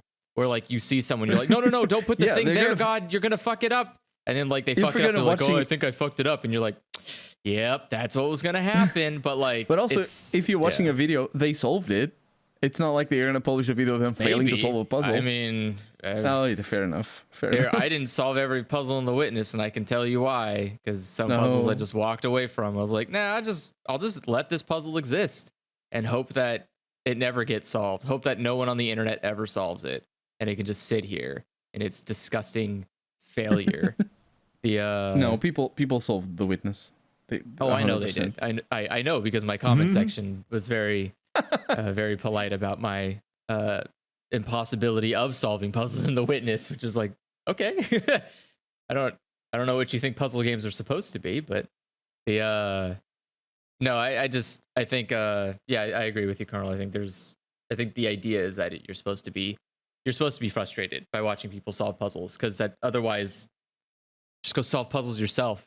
If you don't enjoy Yeah. watching people solve puzzles, then go solve the puzzle. Like, why are you doing this? It's like, I mean, if it's I a don't know. one-off, like watching somebody solve a Rubik's Cube in 6 seconds, that's a one-off thing, and it's a fun little gimmick. And I suppose it's okay. You didn't see any of it, but, you know, you watch somebody solve a Rubik's Cube, and the same is for watching a speedrun of The Witness or something, and you didn't see any of it coming. I mean, but that was it. You know, because the thing is, if It's you make interesting a how habit there's of like watching... there's the tug of war between personality and gimmick and all that, where there's certain people that like it feels like everybody knows about them sometimes, like, oh, the guy that beat Dark Souls with bananas, but like yeah. a lot of that content is like so gimmicky and so not personality driven that I'm like, huh, like I don't even like watch the run. I just like, you just greatest hits it a little bit. You open the video, you skip to like Ornstein and Smo and Gargoyles or something, and then you're like, that's funny anyway, like, because like it's like a 6-hour thing oftentimes, and it's not actually entertaining to watch all the way through. It's just entertaining to know Yeah. that it exists. But the idea of like it's a little bit... watching the entire video, let alone like watching that content creator long term, is like incomprehensible by comparison. It's a little bit like speed runs. Only the fastest speed runs are enjoyable to watch, really, because there's a lot of games where speed runs take a whole day, Yeah, and those aren't enjoyable. They're just there Yeah, because you they need proof. you only want to proof of watch the completion. run where they succeed. You don't want to watch like Yeah. the 50 attempts that fail, because And even know, then, you just that's watch a real the... particular climate. Yeah, the people that stream their daily speedrun attempts like all the time. Oh, yeah. They're like, oh, you better luck this game because you're gonna see it a lot this month. But that's the thing too, is I think people are also there to be a part of something. They want to So, see you know, like- history. Yeah, Mhm. like you Yeah, want to yeah, be yeah. there when the guy like figures out that you can no scope do a thing and no one else has done it before, and everybody's like, "Oh, I was there for that." It's like the Twitch plays Pokemon. Like, why do you want to watch millions of people fail to play Pokemon for hours? Like, it's not as if Twitch plays Pokemon was like the most riveting piece of Yeah, entertainment. people often It's engage literally in just something like, where the actual moment to moment isn't interesting, but like the meta narrative is like fun to like Yeah. experience, which I think explains literally the entirety of Pokemon Go's success, because it was never a good game ever. no, but it was fun And, to like, it was fun to be a I've part come of the in and hype, out of it yeah. a few times now, but like it was never actually a good game on any level. It was barely a game in for a lot of... And the most of its gamey life, part, I like the suppose. combat, is fucking miserable. My least favorite part of the game is the most video gaming part of it. It's Yeah. like I just use it as an excuse to walk around basically and be like, wow, I got an RNG whatever the fuck thing, a Vaporeon, look at me go. But like it's a bad game, but like it had a meta narrative to it, and it was fun to talk about like what it was that was weird. And so I guess that's how you get Mhm. Twitch plays Pokemon and like salty bets and stuff like that, because like it's not like At least it's salty entertaining. bets. I feel like at least salty bets, you kind of get a meaty. There is a small amount where you can contribute to there. Yeah. Like if you want to invest the time, you can create a fighter and put them in, which is like, I don't know. You're kind of like you can kind of at least change the course of something. But yeah, like betting, just like it's like horse racing. You're like, does this matter? Me watching the horse doesn't change anything, God, and like Salty me putting Bets money just- on the horse. Got in that sentence without me processing that it was coming out, and I'm like, wow, Salty Bets. I haven't thought about that in years. I love Salty Bets. Does it still exist? Yeah, it's great. It's only gotten a bigger roster with more ridiculous like betting mechanics, and like it's great. Sometimes I'll just have it sitting there playing while I'm working. I'll just have it sitting on there, and I'll be like, those two fighters look kind of garbage. I'll vote on that one. It's just, but yeah, it's yeah. Keith, what's the next video essay you're working on for the Boring Keith channel? I don't fucking know. It's not for Done. lack of It's- ideas. the That was chan- never going to be channel's the dead now. problem. The problem is I'll just get deep into a project and then I'll start hating it, or I'll have doubts about it, or other problems will be coming up. And I'm like, I've got like various problems with how I do stuff that also need to be worked out to some extent. But like my big project I wanted to get done all the way back in June was the B-Stars video essay. And I even commissioned art for it for like a joke and so on. Like I was that far in my head on certain aspects of it. But then like trying to flesh out the whole thing is just a lot. And like going from talking about a movie to talking about a show that's 2 seasons long is just so much more material, and I get way more. I see how good other people's videos are, and I'm like, I have to be so into this, and I have to like go through the season multiple times and take notes about like what happened in each episode, about these multiple through lines that I want to discuss. And I'm going through I'm rereading the manga, and I'm putting colored bookmarks into the pages based on the different through lines, so I can reference those parts, because there's different parts that are available in the manga versus the anime that are either presented different or literally just don't happen in the anime. But there's also like aspects of like, it's like there's the overwhelming nature of the scope of that project, but there's also like other parts of like how I'm going to talk about the queer subtext of this thing, and it's like, well, now I have to really carefully do all of this right, because I'm worried that I'll like accidentally put something harmful into the world and like fuck this up and like say something insensitive or like do this all wrong in some way. And I get into my head about like the contrasting ideas of like, what is the difference between queer analogy, queer subtext, and queer baiting, and like the different aspects of that, and which of these are harmful and which things are discussing, and like which elements of queer coding do and don't reinforce harmful stereotypes, and the idea of analyzing stuff via queer coding, is that bad in itself? And like I've gotten so many fucking layers deep that like I grow resentful of the idea of it and go in and out of other stuff. And then I was like, I'm just gonna write this monster. I'm gonna just write a stupid rant about the Monster Hunter movie and make an easy one just to keep the channel alive. And then I'm like, fuck, I'm writing way too much about this.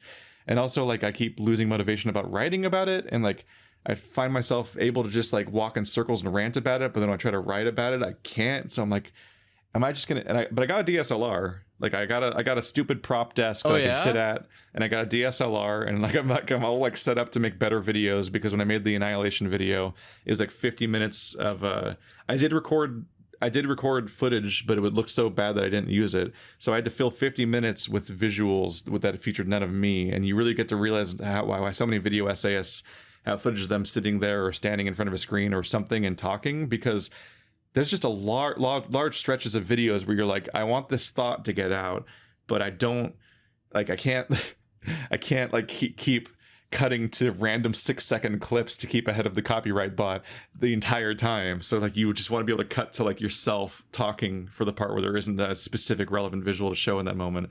So like I got some of that stuff set up, but like I don't know if I'll just do a Monster Hunter like easier video where I just like bullet point some of my points and then just like rant in front of the camera and then edit it down or something, and then turn that into a quote unquote video essay. Because like to some extent it was like, oh, this would be an easy one, but then it's like there's too much tough stuff to talk about, so it's not like a quick throwaway thing like the Zelda video was, where it'll be done in a day. But it's like, is it worth scripting out thousands of words about this stupid trash movie? Like, I see myself doing what's practically like the nostalgia critic thing, or some like the fucking like age old genre of like white guy is performatively indignant about a media franchise on camera for fun and whatnot. And it's like, to some extent, working too hard on it feels like a waste. But I've also I've started like 6 essays, and they're all in different stages of me hating them and wanting to start them over, or me realizing that I just went on a self-indulgent rant about something because it felt good and not because it's necessarily the most interesting analysis of the video necessarily, or who knows. My B-Stars essay in particular, which is it's probably 8,000 words long in the most recent form, is the 3rd draft where I just started over again. It's really, it's fucking hard. It's so fucking complicated. It was way easier just to talk about the themes of a movie and with Annihilation, where in particular, all I was doing was watching the movie a few times and paying attention and then Googling a few things and being like, well, that's interesting. You're not, you get secondhand clever fumes like smoking if you just look at a clever person's movie and then pay attention to it and then point out the stuff that they did. It's fucking beginner's guide shit, where it's the guy that makes Ex Machina and Annihilation is just really clever, but he's also not that secretive about what he's doing that's clever. So you can just watch the movie a few times and be like, wow, look at all this clever shit. I'm just going to point the stuff out for people that don't know about this stuff. And then you Google a couple interviews and you see him talking about how the house at the end of the movie is the same house from the beginning of the movie. It's oh shit, I'm gonna put that in the movie. And then you're oh, she's holding a book in that one scene. I should Google that book. That book is the themes of the movie. It's just Edgar Wright shit too. Edgar Wright would be easy to talk about probably because he just tells you half the clever shit he did in the movie. Whereas reading in subtext and so on is just this whole self-doubt thing. And then you're I have written and deleted so many sections because I'm okay, I had a section where I discussed the Crucible in the B-Stars video because I was do I have to lay the basic groundwork of what an analogy is? Because I'm used to talking to gamers and they're dumb motherfuckers that don't get basic shit. Wow. I know from my Disco Elysium playthrough and other playthroughs, gamers, or at least the ones that speak, are so stupid. The commenters will say the dumbest shit, and I'm oh my god, that's the level we're on. Okay, we gotta back up and start doing basic introductions of what an analogy is, apparently. And then you have the was it that I tweeted recently that because this video is about dealing with queer subtext and things and themes, and I'm I tweeted a Talos Principle commenter recently of just talking about just shitty comments basically, but this person was I hate this progressive generation. Why would you assume that they're gay lovers? Why can't they just be good friends or whatever? It's I'm sorry, they're sisters. They're not lesbians. It's I'm the 2 people in Talos Principle that in the notes who did a oh, the world's ending, so we're gonna do a suicide together. Here's our joint suicide note where we're gonna spend one last beautiful day together before we kill ourselves. Yeah, they're just friends. That's a friends thing that you used to say. It's but I'm so used to those kinds of comments that are so I'm what level do what is my audience? Do I speak to the people that already are informed on those stuff, or do I do the middle tier thing where I reintroduce everything again? Do I talk about fucking queer coding and talk about the Maltese Falcon for the 500th video essay again? Or do I literally start at the base level of you know nothing and I'm gonna tell you everything from scratch and it's gonna make this video twice as long and everyone that knows more is gonna be bored? It's so fucking complicated. Somebody just laughed. Somebody in the audience just laughed because I referenced the fucking Maltese Falcon because they've watched 6 video essays about queer coding already that already talked about that exact movie.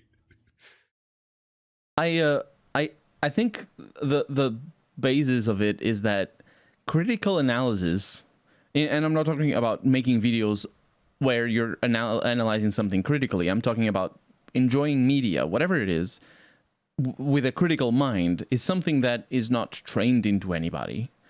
That's not the point of selling anything to anybody. You never want to sell somebody a movie or a book or a game, and you have the people be critical of your game. And when I say critical, I mean not be critical as in dislike it, but rather think about it critically. You want as much passivity as possible when you're trying to sell media.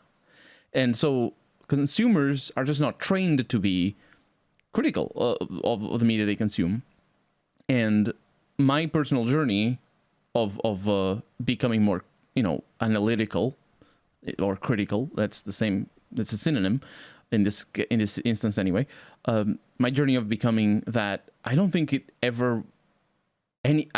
ever seen any media, or looking back, I should say, I don't think I ever saw anybody do critical analysis of something and me being like, oh, that's what you do, I'm gonna start doing that. But it's over the years seeing that done over and over again, and sort of people leading by example is what got me there eventually. So to answer your question, Keith, my opinion is that, yeah, if people are gonna push back because they're not trained to do critical analysis, it's just not something that is done by the system. But leading by example is very powerful. For me, I think looking back, I like even games that I grew up playing over and over again, like Fallout. I knew them back to front. I knew the themes of the game. I knew the intricacies of the story. But then watching people just take more from it than I ever could, just knowing the game back to front and knowing all the details and all the stuff, and people being like, oh, this is a commentary on this particular thing because of the interactions of the super mutants and the Brotherhood of Steel. And I'm like, oh, that's very insightful.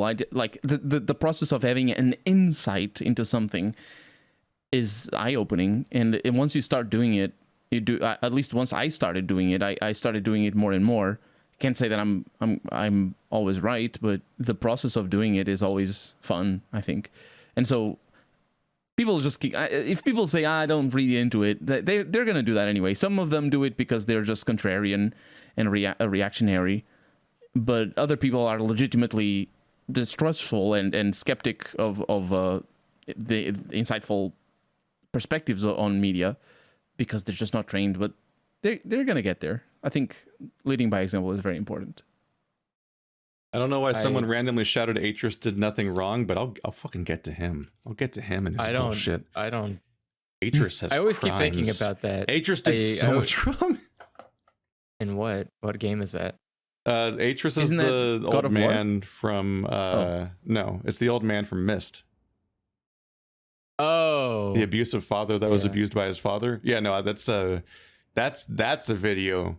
I don't know how many years it'll take to get to it, but I'm gonna fucking go through the books of Myst and all the games again, and then be like, here's how this is actually a story about familial and generational abuse, and that's actually that's just that's just the core themes of Myst. That's literally what the whole franchise is about. I like the idea that you're like, I don't know when, I don't know where, but I'm gonna find you. I mean, it's time consuming. I thought I was gonna get a Beastars video done in Pride Month. Wow. I literally was like, hey Ben, can you finish this by the end of June? And I paid him, and he did it, and he made it, and now it's just sitting in my fucking folder because I can't use it till I make this video, which might come out in 2022 for all I know. Next Pride Month. The next Pride Month. That's the other thing is that once you start analyzing things in a more, trying to read into things, you become aware of certain concepts and certain. So at the end of the day, it's just a shorthand for common themes like generational abuse.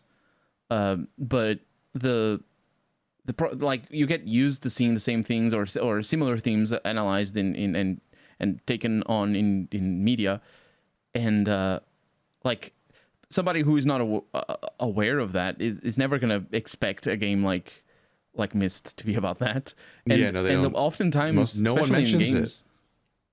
Yeah, because which is nuts. It's one of the most successful video games of all time.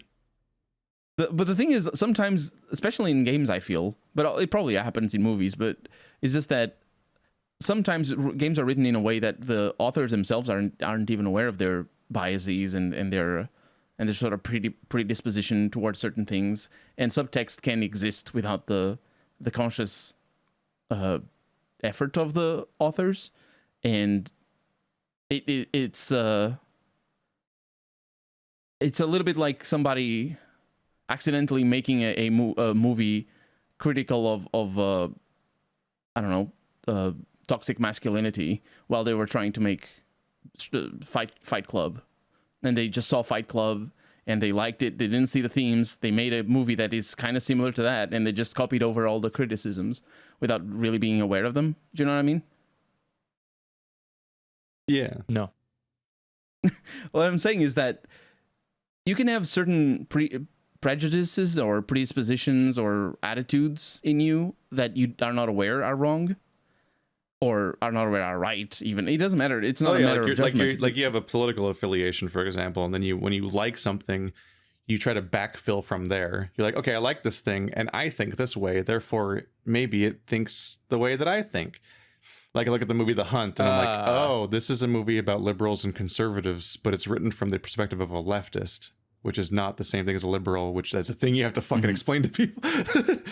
And it's like, is that, Yeah, and how much of that is me just backfilling and how much of that is true? I don't know. It's written by David Lindelof, which no one talks about, but that's the guy that made fucking The Watchmen show and Leftovers, which is nuts because The Hunt seems like a throwaway movie. Well, what I'm saying is like, imagine Apocalypse Now, the way people see it as, or some people see it as a propaganda movie, or as a movie that praises the war in Vietnam. But it's all the cyberpunk meme, the wow, cool lasers or whatever, or like in the case of American History X and Fight Club, it's people going, wow, cool fascism, and then not getting any of the movie. Yeah, it's basically, but people making media. Especially, I think it happens in games because it's easier for somebody just to write a story uncritically and just write it down as, the king was trying to save the land from the orcs, but they accidentally just wrote a storyline about genocide and how hierarchical structures are bad. And just everything is bad in the end because the oppressive I like monarch. the idea of someone just accidentally slipping into political... like a political conversation, but unintentionally. Like, I just want to write a fun story about silly nonsense. It's like, wow, this like explains a generational issue, and it's like, it does. I didn't know. I'm sorry. I just wanted to have fun. You guys don't. If you're have not, to... absolutely. If you're not aware of the themes when you're writing something, that's what I mean. Like, if you don't think about it one way or the other, you're just gonna write things that are in your subconscious. And if you grow up thinking that kings are cool, then you write a story a lot that of is... writers just accidentally let stuff leak out, and they accidentally say things that they didn't know they were saying. Yeah, I guess that's, exactly. I was gonna say, I guess it depends on your like experiences in the world will dictate the kind of writing you do, but that could also be very telling to the life you've lived. Like if you know, some of my favorite video essays are just discussions of the idea, these like just thinking critically, like just forcing yourself to do that. There's I can't remember if it's a Cal Calgren video or if it's an Errant Signal video, but it's who gets to be a civilization. And it's just like, oh, fuck, you never really thought about that, did you? Like, in the game's civilization, who gets to be a civilization? Like, how did they, like, it's just asking you to like think about, like, how did they choose in all of English and American, what, in all of world history, how did they choose what civilizations were civilizations, and who's a civilization and who's quote unquote barbarians and who is a city state? And it changes from game to game, and it's really weird, especially since two of the civilizations that are in most of the games are the same civilization in different time periods.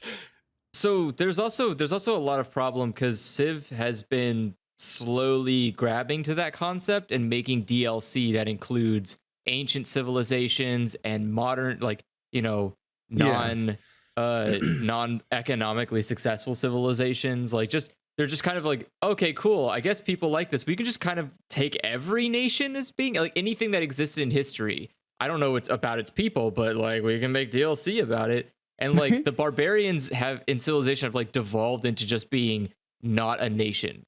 So like, oh, they're just ambiguous bad people. And like city states are just like, these are countries you didn't pick in your game. Like they're kind of like slowly homogenizing it all. Like to just like, yeah, just every nation's there. Why not? They don't have to have unique units. They can just be things, you know? Like, it's just the push towards just thinking about things, especially the things you don't question. Like when, like in my, I harp on this a lot, but like there was my BioShock example where during my playthrough, I stopped for a moment and realized, like, hang on a minute, you can just pay to make your wanted level go away, like at a vending machine. And that's just a physical thing that like it's one thing when like GTA is like, I am a crime mister and I get on my smartphone and I have like contacts. I have a bunch of contacts that'll get me in and they'll get rid of my wanted level if I pay them a bunch of money or whatever. Like that's like Yeah, it sounds like saying, a mob style thing. yeah, that fits is into the saying universe. something technically, but it's like there's more layers to it. But like in BioShock, it's just it's like a vending machine, like how you'd buy a Coke. And like that says a lot about the world of BioShock and what Rapture is and its weird libertarian nightmare and all that. And I go on talking about this for a few minutes in the comments, which is like, it's just a video game. Don't think about it. It's like, no, fuck you. Think about it. Like this stuff is here for a reason. Fuck, and like there's a good video. Don't think about BioShock. Yeah. The entire game about the game that's a its political twist was commentary. about not thinking about something. Yeah. Or like and the thing is, Conquest like, in of the Dread case has of a really good video called Decolonizing Games, and it's specifically because like he's like he plays game, he like analyzes games, and he analyzes movies and so on, but he's Maori, and so he has a specific background of being from a colonized group and having a different perspective and looking at how like so much of video games are pro-colonialism essentially, and like entire genres are about that kind of like how like Satisfactory and Factorio and Civilization are all inherently like the 4X genre is defined by colonialism as being like the base assumption of how you play them, and like there's like an inherent aspect of like these like new factor genre where you go onto a planet and you exploit its resources and tame its dangers so that it all crumples before you and you are the god of this land now and so on, like, and then like the entire you're doing so much of the something you can't RPG do. genre just as a concept like is inherently about this kind of like going to a land and conquering it feeling, and it's like just putting a critical eye at that and like analyzing that, like that's worth doing, and that's the good shit. Everyone should engage critically with things. It doesn't mean that the thing's bad and it has to go away, but it's worth wondering why it's that way. Go away.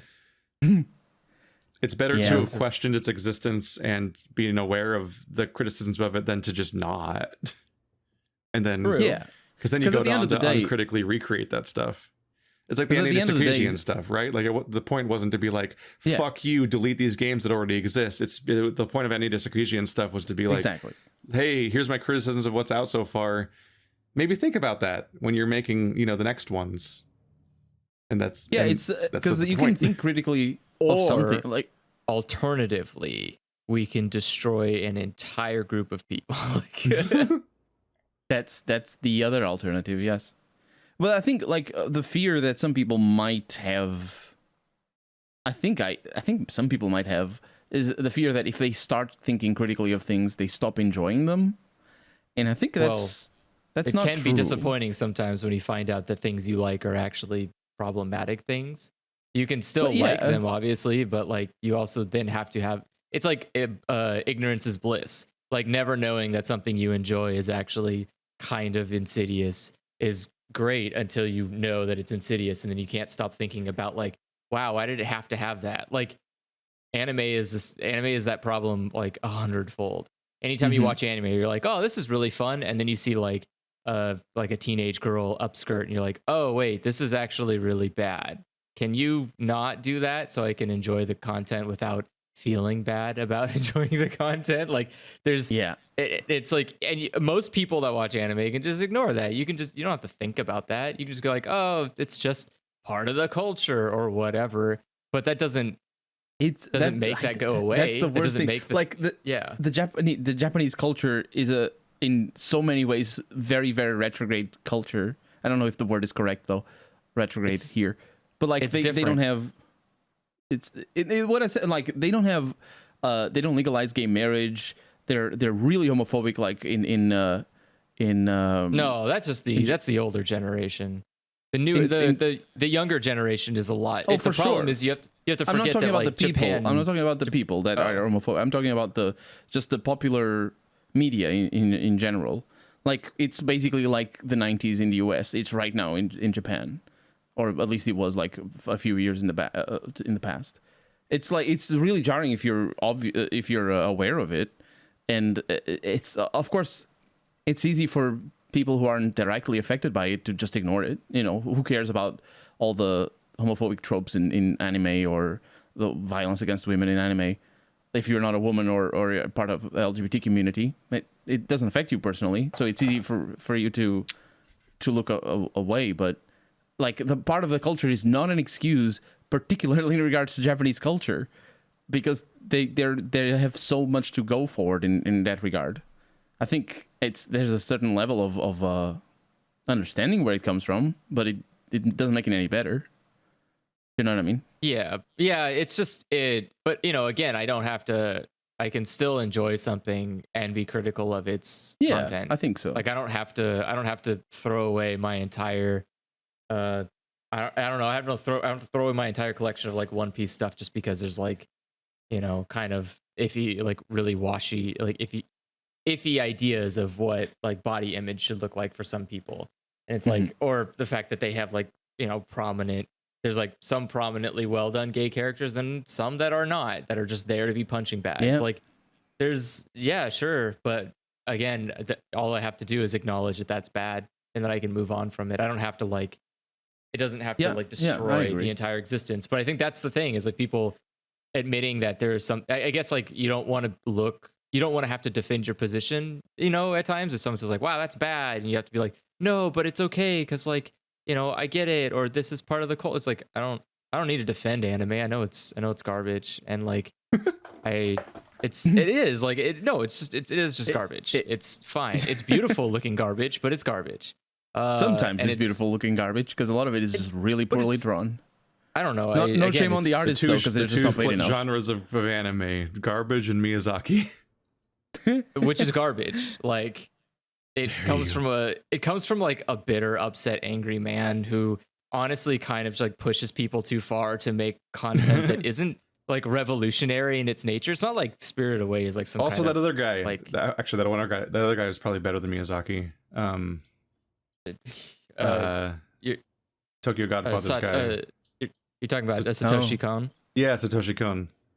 Yeah. Satoshi Kon's a little bit different. Yeah, he's not he is not as bitter and hateful about the world and doesn't make his people suffer through content creation. But I mean, obviously there's going to be good creators and bad creators. There's going to be good content and bad content. But like, it's, again, I think the important part is like looking at something and going like, yeah, why did you put that in there? Or why is this necessary? Why do we have these things? Like, there is such a thing as necessary realism.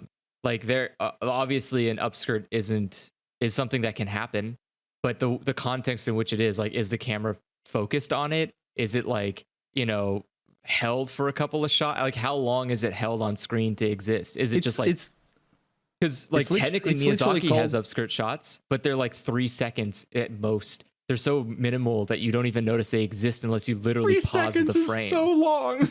Well, you know what I mean? Like, in reality, it's just a blink. You blink and it's gone. And you won't even notice that it happened unless you literally stop the scene to look at it. But like, that's because it's not important. It's just a real part of life. Yeah, a plane just flew overhead, so it creates a lot of wind, and that just happened, and people just wear skirts in reality. It's really interesting when you change who makes a thing, and it fundamentally reframes how they frame everything.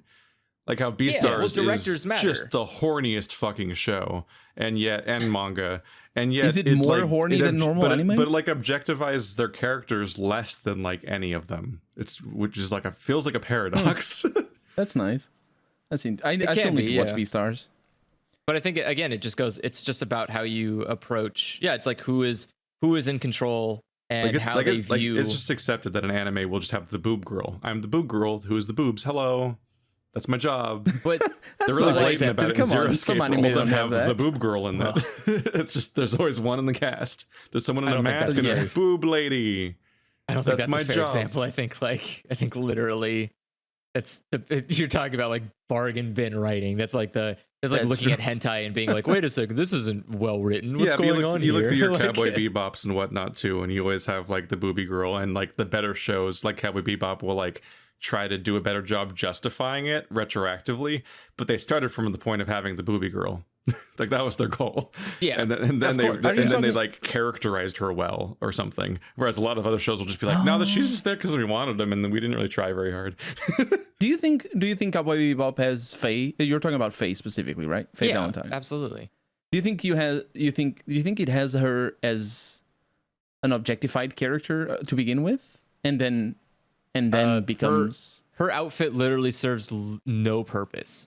There is no reason that she needs to wear that outfit at all times, and that outfit only exists to. Where does she keep her guns?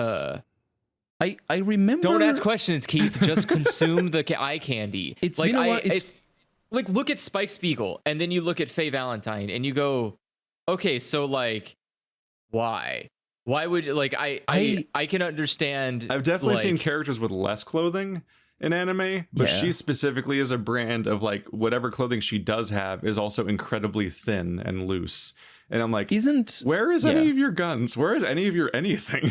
Where do you But keep the- anything? Yeah, like I thought she was written. It's been a while since I watched it, but isn't she written as the femme fatale sort of archetype kind of no, character? she's not poorly written. She's poorly designed. no. Like that's the thing. Because a femme fatale would always use her sexuality. That's the Yeah. archetype. Yes, yeah. So that's what- her yeah. her outfit, at least But- her introduction is as a femme fatale. That's She's where like you in get the to the bar. stuff where you backfill good motivation and characterization to justify the character, as opposed to just throwing Yeah. them in there like a lot of But- anime will do. but I'm not, again, I'm but not there's even, still just I'm not like even arguing. questions. I'm not even Yeah. arguing that the very archetype of femme fatale is inherently misogynistic. Like it just assumes it propagates the prejudice that the hot women are inherently distrustful, or they're somehow worse because they're beautiful or whatever. But I'm not even talking about that. I'm they saying that are. I think Beauty is what I'm deadly. saying I'm Those saying wily is that women's are gonna get you. she no. exists. She exists as a femme fatale. I think she was always from the beginning to be like that. I'm not trying to but you can justify it. be. But my argument here is that you can be a femme fatale without wearing what she wears. It's not necessary Can to you? have a I literal. suppose. Yeah, That's true, absolutely. that's It's true. not No, you're necessary fair. to have like some You're right, you're outfit right. where your shorts are held up by like suspenders I mean, attached the, to what the barely movie version constitutes of as a her shirt. could be a femme fatale. It's No, just you're, like you're absolutely right. yeah. You're right. But I again, didn't you think can about look it like at that. you can look at like any of the other cast besides her, and even Ed is like Yeah. like Ed is wearing like hot pants and a tank top, and that's still less sexy than Faye is. And those but that outfit, technically hot pants and tank top, could be considered a sexy Well, outfit. because the But, like, presentation and then she has a lot of scenes. She has a lot of Yeah. scenes where she just goes around showing her body off. There's a lot. Yeah, like that's what I was gonna say is that the very notion of an upskirt and a lot of these scenes in anime, they're called fan service, which is just it shows what they're called by the fans, I should say.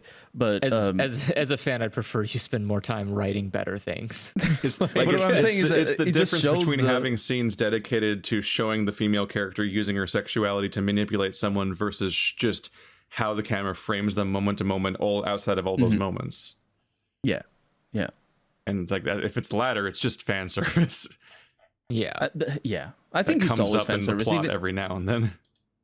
I just like there's some shows that make it really obvious because they're like for one of my favorite shows, honestly, like a lot of my favorite shows have a lot of fan service. That's just anime. You just can't avoid it for a lot. But it's not. like, Like that's the annoying part. It's not. It's No, not what I'm just saying anime. That's like it's a cheap attempt to. I don't know. It's frustrating. I hate. do you think it's it's I don't know. It's the what I'm saying is like it's the hot spring episodes in Samurai. What's the word? What's the name? So Rurouni those are Kenshin. those are called crutches. They're narrative crutches because you can't write a series coherently long enough to keep it interesting without the necessity of adding these like little doses of fan service, because that's what No, wakes you you up. It snaps can. you back. It says like, hey, don't fall asleep. Look at the boobies. Look at the boobies. Like, But you don't- they're super jarring in that particular series. But there's a lot of series like that because they Rurouni Kenshin, who by the way the author is a pedophile, so there's that. he's the worst. He's in the Japan worst. history. But the, Like, the TV Really off series, topic, aren't we? No, the TV no. What was series the barely question? has any. I don't remember actually. Like What I was don't the our Oh, I think least- it was what's my next essay? That was supposed to be a Yeah, question. Oh, next answer. essay. Oh, that Shit. explains it. Yes. Okay, we can move on. We're just debating anime for now. You have an essay channel?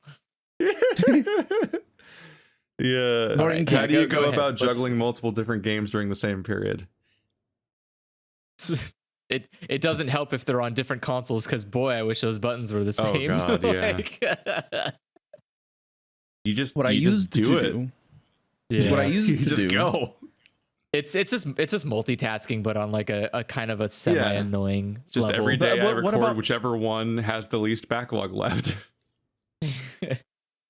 So what I used to do is I would never play too many new games at the same time. I would always play a measure of games Coward. that I knew and games that I didn't know. So that way I could keep them all in my head. The new games, I wouldn't lose memory in between play sessions. But and to add to that, what I would do is if I were to be like, imagine I'm gonna record The Witcher now, and I was playing Mass Effect or something, and I don't remember where I was in The Witcher, I would just go and watch my previous episode a little bit, or just look at the final bit of the last episode and just see what I was doing. And so that way, when I started recording the next episode, I wouldn't lose track. But now what I do is I just edit it out. If I say something dumb because I forgot, I just edit out, reload. It doesn't matter. It didn't happen. It's fine. And so that's very powerful. That's how I do it. You just forget stuff, but you also just forget stuff just day to day playing the same game. Like sometimes people are like, I'll have comments and be like, "See, this is happening because you're always juggling too many games. You do this to yourself." I'm like, I played that game for 4 days straight, and this was day 3. Like that was just there was no other games. That was just me forgetting between days because that's just how like time and brains work. And yeah, like sometimes I'll like scrape the previous video and like try to get up some context or something, and I'll always, and like half the time I do that immediately, just minute 1, I'm just slammed in the face with something that I don't remember the context of or what's going on, and it didn't. And also it doesn't solve it. The things we forget in the same episode. Oh yeah, They don't complain that I'm playing too many games when I forget things about in the same episode, even though that is also likely as a result of me playing too many games. Is that the thing I forget in the same episode? Yeah. There's just a lot of information. You don't always know which stuff to latch onto, and even if you want to latch onto stuff, sometimes you just forget it. Like when you're just given a password and you can't remember that password all the way to the door, and you're like, "Fuck, I gotta go back now." But one thing Brains is just for do sure, that. because we commentate on our games, it's a lot easier for us to remember things than it is if we weren't commentating. I think like what's really weird to me is that like I have a really good memory for how much longer I need to record. Like every time I have to cut my recording halfway through an episode, I'm like, fuck, okay, we have 12 minutes to go. Like when I come back from like lunch or somebody interrupting me or me just doing live editing and realizing like, okay, well, fuck this, I'm not doing this next part on camera, let's just get back to where that was or backtrack or whatever. When I come back, I will like in my brain have a number of how long this recording has to be to finish this episode, and I will always remember somehow. I don't know why that's the thing I always remember, because I forget so much shit all the time. When was I'm the last trained. thing that I forgot? Oh, I'm playing Deathloop, right? No, What was the last thing I forgot? Well, that's gonna be a problem for you. It's a feast together. No, I'm playing Deathloop, and I watched. There's like a little cutscene in the game that tells the story of the island, and there was a bit of it that like 2 days after I didn't remember. I was just, it was just because I didn't pay attention. I was doing it live stream. I was looking at chat. Sorry. That's things. It happens. Yeah. You can just one of my biggest fuck you moments to myself is when I will like read a paragraph of plot important stuff and realize that my mind wandered halfway through and I literally like thought about something else for like As the you were entire reading. time. And then I'm like, I sure hope it came out correctly. But also, shit, I should like remember to like check this video when I'm done with it and try to find that part and read it again, because I took none of it in and I got to just keep going right now with like And he what I'm did not doing. do that. I'm amazed by how, like, especially with how much I fuck up reading in general. I'm amazed by how sometimes I can like perfectly read through something while literally not paying attention to it. Like I'm literally thinking Oh, about yeah. something else while perfectly reading a data entry or like dialogue or whatever. I'm like, how did I do that? It's like those moments where you're like doing a commute you do too many times and you're like, I don't remember driving here. Like I'm at school now. It took an Sorry, hour to this get is a here. I Wendy's? don't remember the drive. I feel like I passed out and got here somehow. For me, Yeah, it's like you're.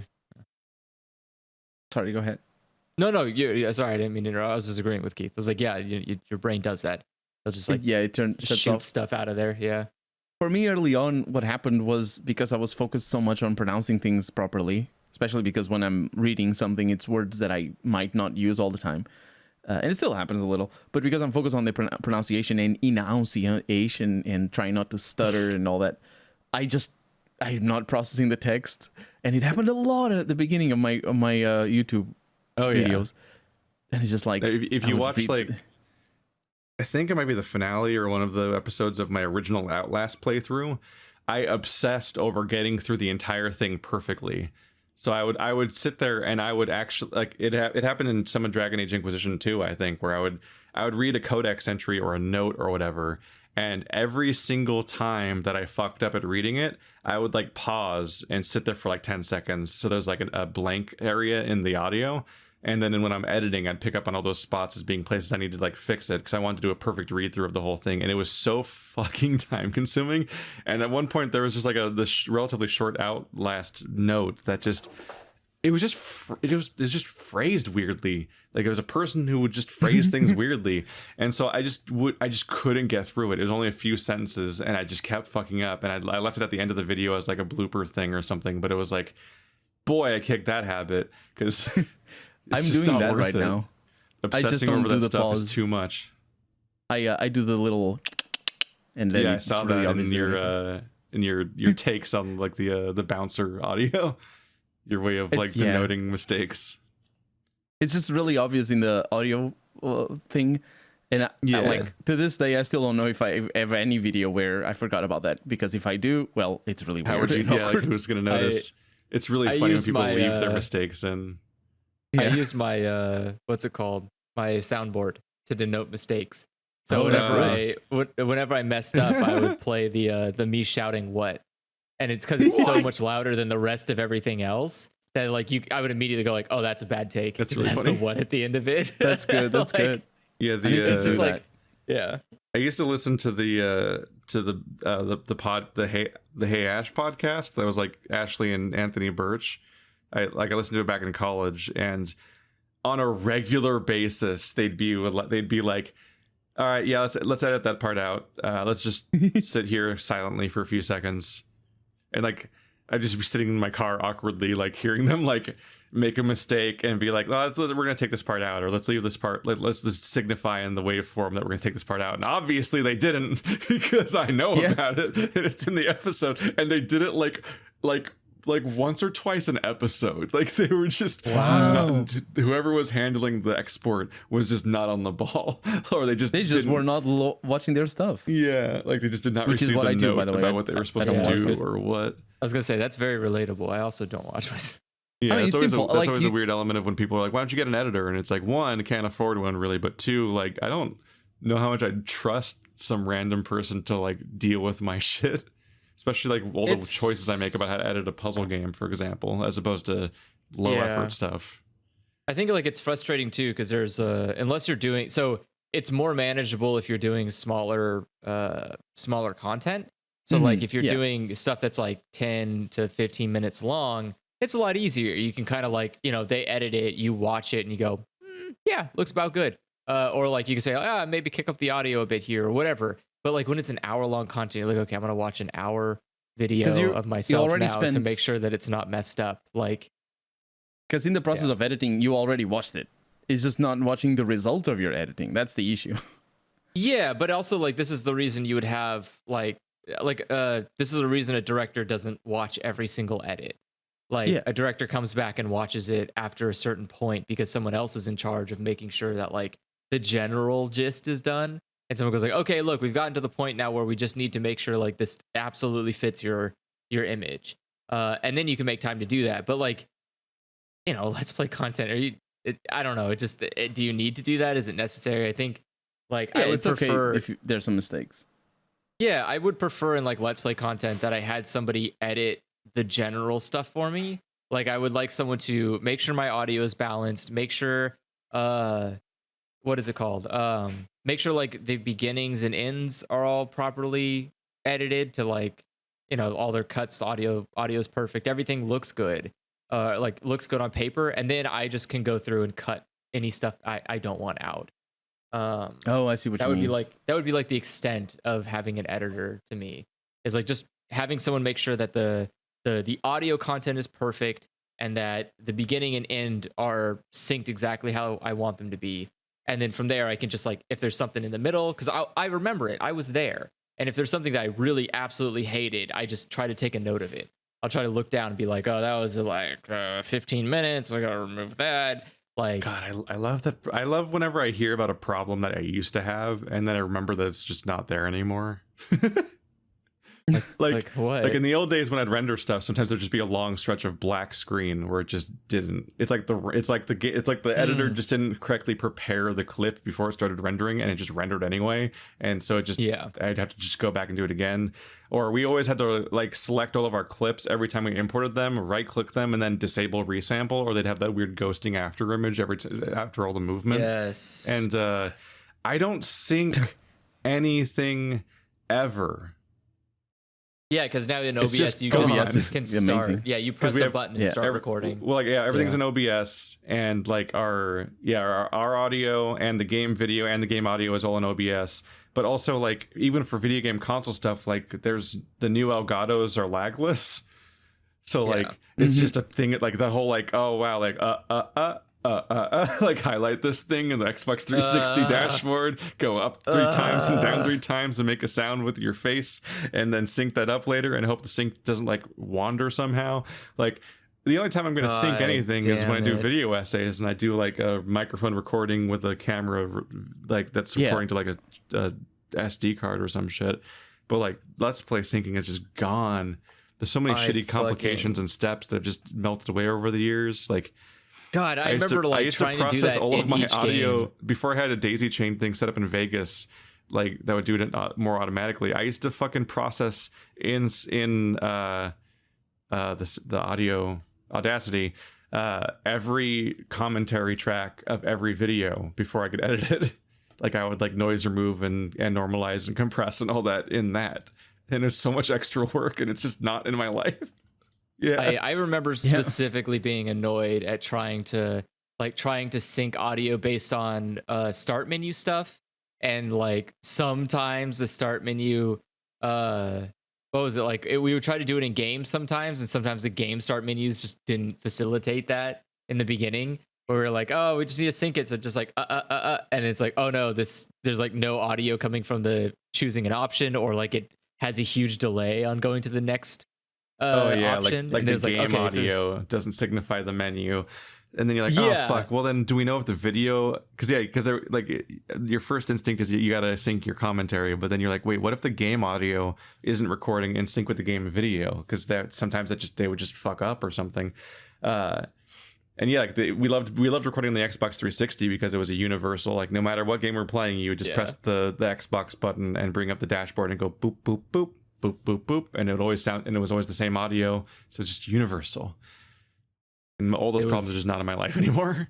Yeah, that is definitely like I have the little Stream Deck thing, and so I just have a button that I can press to start live streaming and a button I can press to start recording, and it's just great because I just like as I'm playing a game, I just have that, and I can look at the time and go, oh, it's getting about time for me to end the episode, so I'll just like kind of slowly move moving my character to somewhere where I want to end it, and move my finger over to the end button, and then just go like, okay, done, and then click the click the end button and start. And just done again. And it's like I don't have to think about it. When I open the videos up, the only thing I have to pay attention to is like I always leave about like 5 seconds in the beginning and the end, just to like just to make sure that I know like, oh, okay, it doesn't like cut off nothing somehow. got cut off. Yeah, like nothing just got ruined in the process.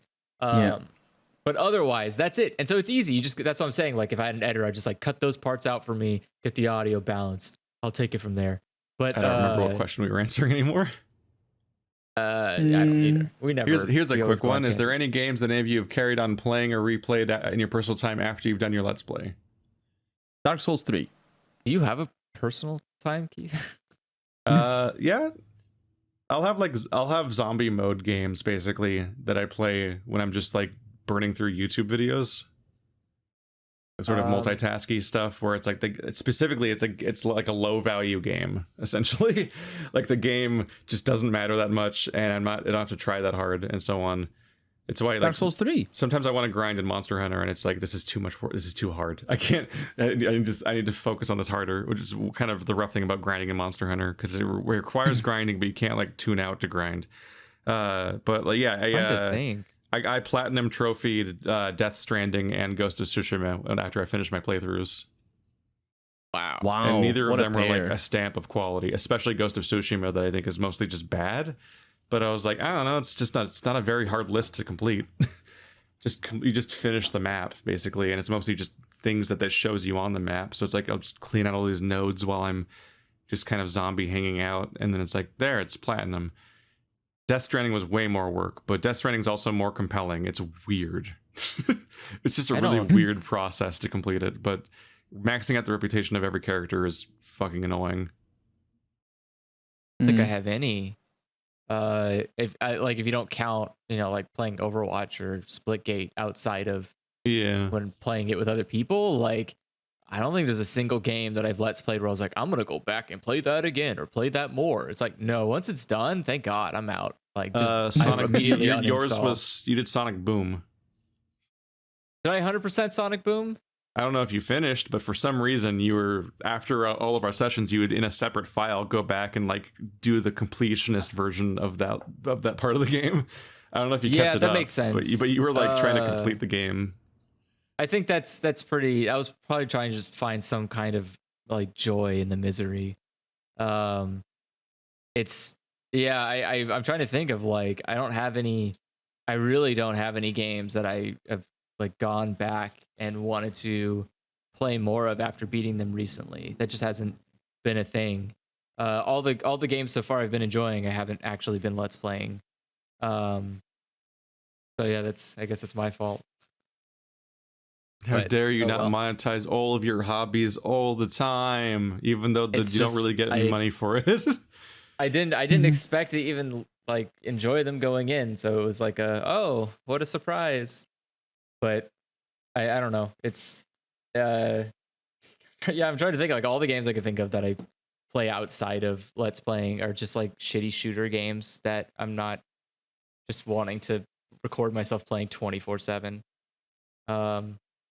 Sometimes I just don't want to think about people watching me do things. Like, I don't know. That's about it. Yeah. It's like when you play competitive games, sometimes it's kind of nice to not think about other people. You're just like doing it for you. You're just like, I'm doing good. I feel good about this. I don't want someone to like come on the give me a comment like, wow, what a shitty aim. It's like, thanks, man. It's like the one I'm just trying to enjoy myself, appreciate it. Like You should switch off of Symmetra. You're not getting any value. yeah, like stuff like that. Where I'm like, look, man, I don't need this in my life. I'm just trying to like find some kernel of like happiness in a game that's made to make me miserable. Who's calling my name? Huh?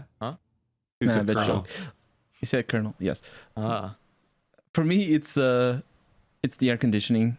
I turn on the air conditioning. It's one of those mobile units that makes a racket, so I can't record anything while it's on. So I just play whatever.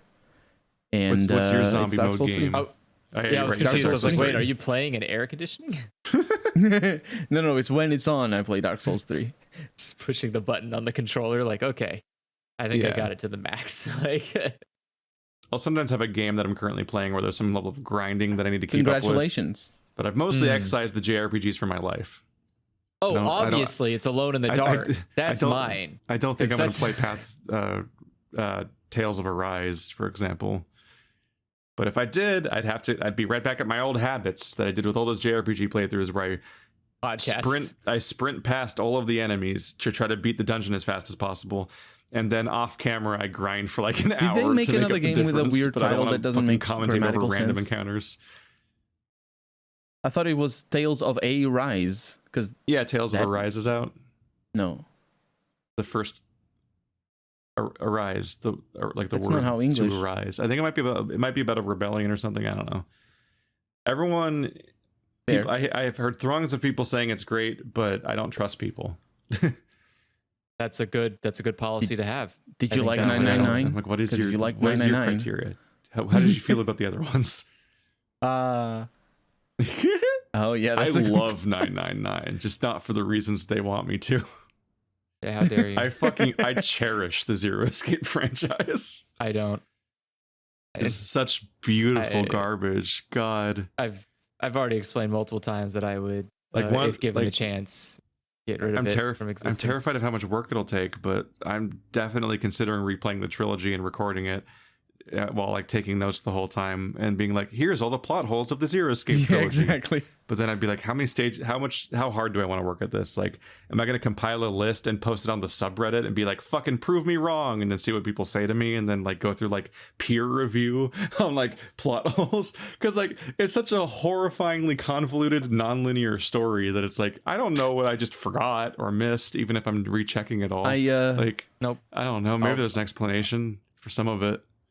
I don't I'll want to fight be. I don't want anybody. to be stupid on the Anybody. internet and get comments. Ah. I can win I will- any fight against about Zero Escape. Yeah. I will win it every time.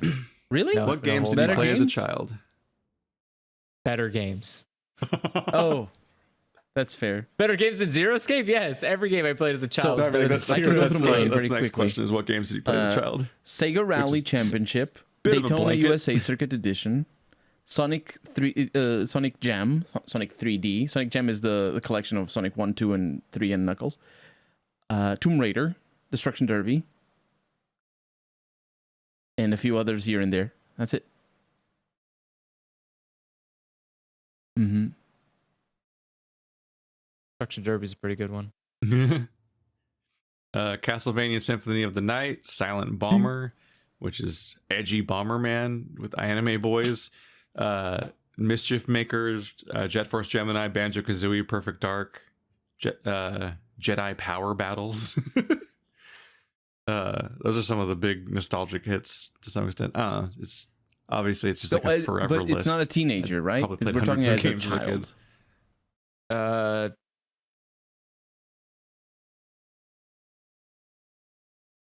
Yeah, the Define child. Nintendo What is 64 the- would have been me being like I started playing 9, games probably at 10. 7 to 11, I guess. Yeah.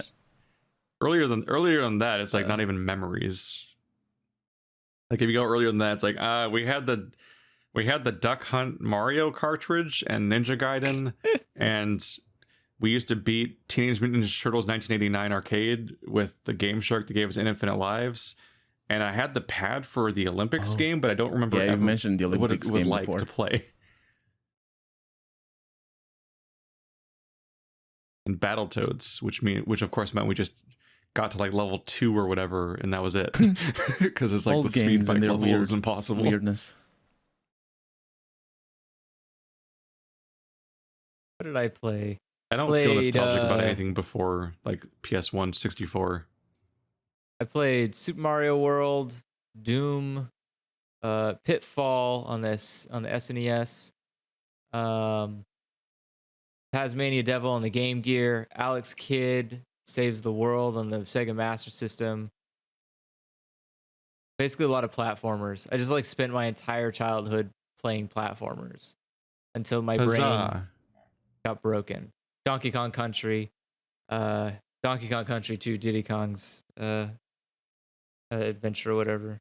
Yeah, I'm trying to think like what I guess Star Fox 64. I played PlayStation I played Destruction Derby, and Xbox I played Sega GT Oh, I also Racing, played but Sega Touring Car. I forgot about that one. yeah, mostly it was just platformers. Mm. Oh, and Jet Set Radio Future. It's a good game. I don't know. Like, yeah, as a kid, my parents obviously didn't want to buy me Noah's Ark on the Super Nintendo. So they were gonna get me like Mario and Mario Paint and Mario Teaches Typing and like anything that had Mario was pretty safe. Yeah, I don't know. I guess I'm trying to think. Like I have all I my sold them Super for Nintendo games a just hard from drive, growing up, 80 just sitting gigabytes. over here. I wish I did. I had to like hunt. So I used to have them. All of my old consoles used to stay at my grandparents' house. As like this is something to play when you're over here.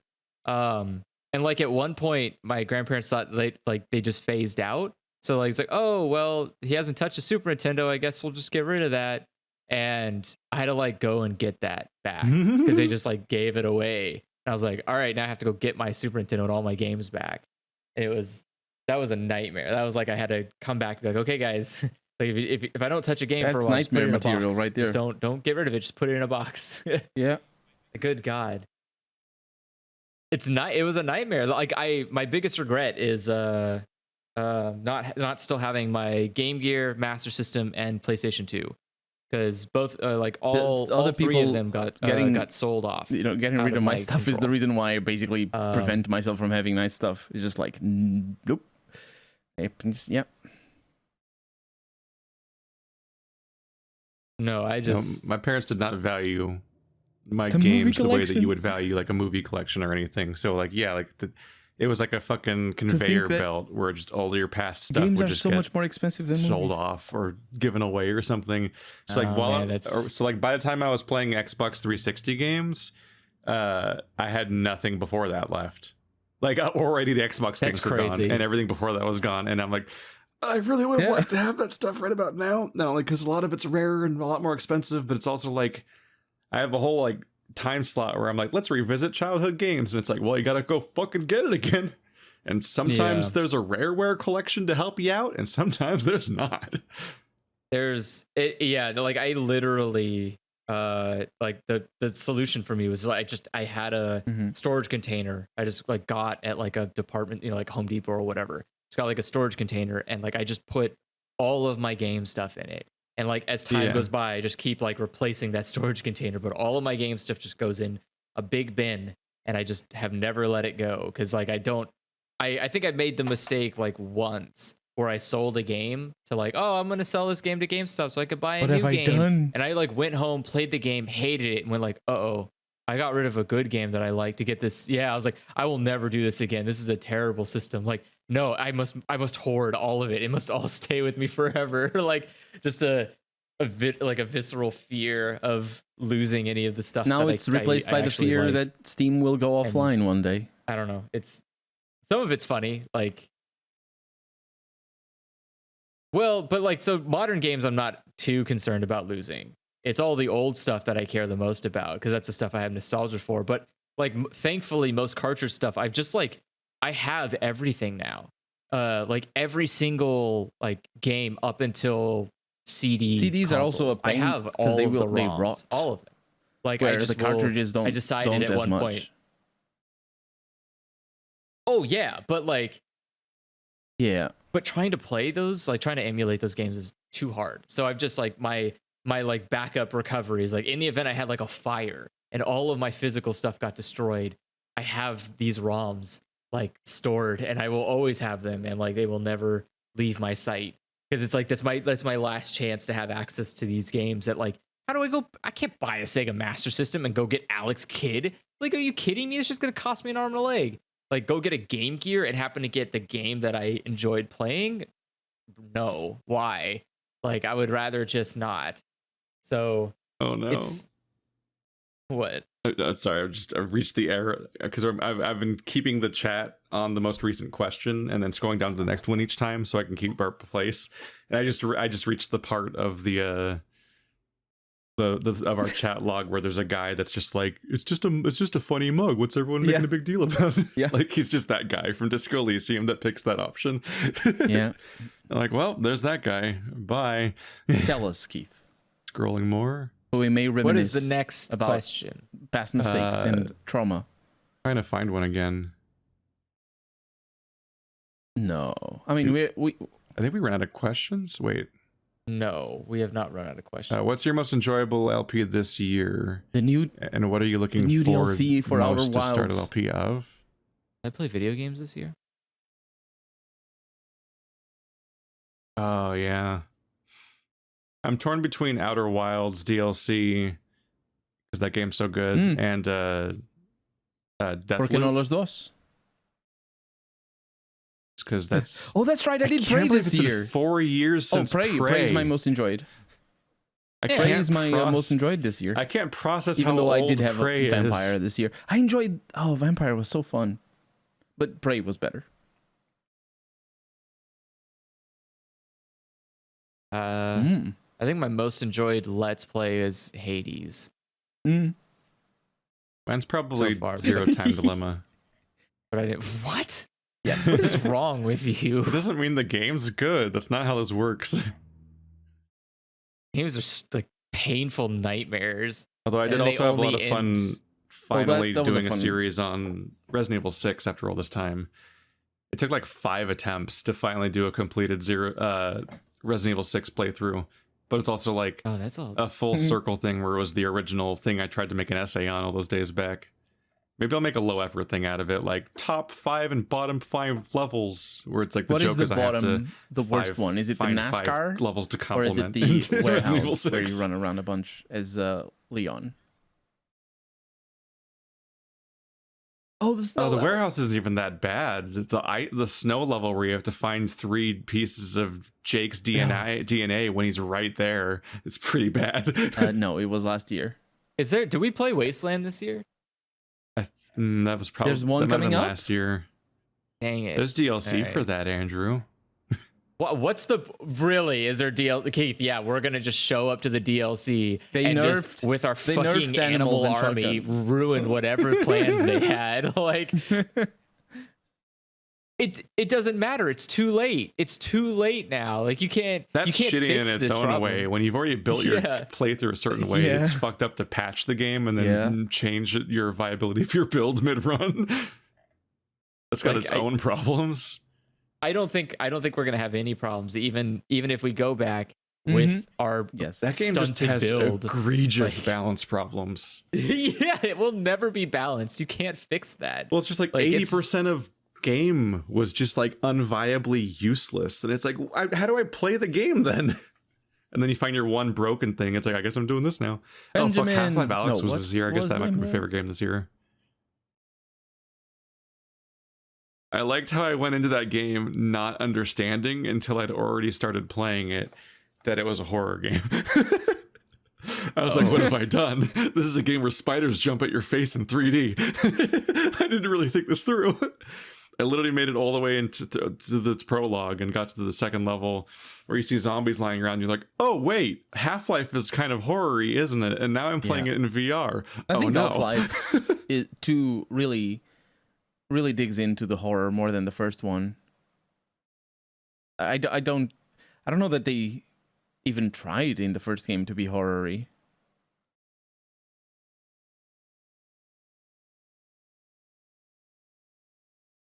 Yeah, I don't know if they did, but Half-Life 2 was definitely horror-y.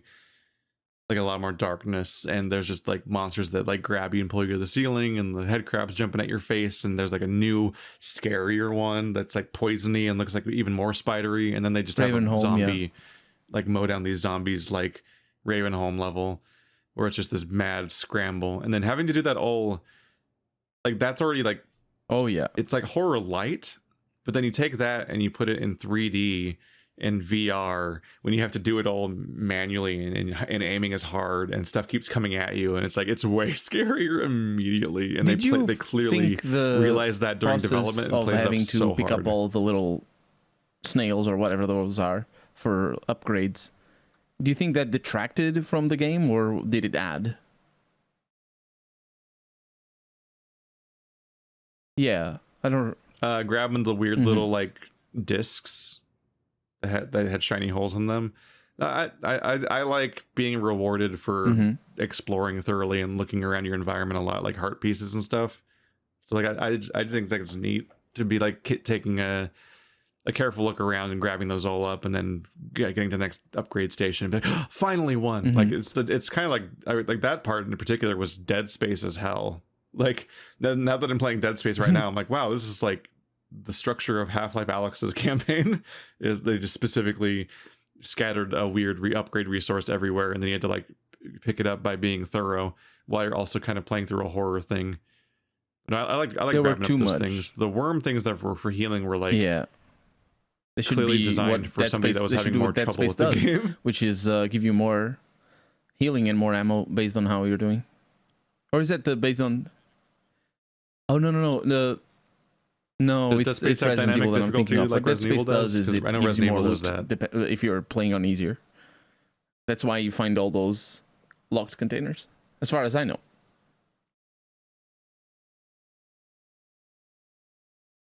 Yeah, I might be mistaken about that I though. don't know. I think I read it somewhere because I've never played that. I mean, I lie. I played Dead Space a little bit, and it wasn't Resident Evil. You know, when I say Resident Evil, I mean Resident Evil 1, 2, and 3, not whatever it became. It wasn't Resident Evil, so I was like, oh, this is very actiony. I'm not into this, and I didn't play it. Oh, I like stuff like truly. Alien Isolation more. Just missed things that on- are more ponderous in the horror rather than just killing a bunch of mutants. Which is fun. It can be fun, but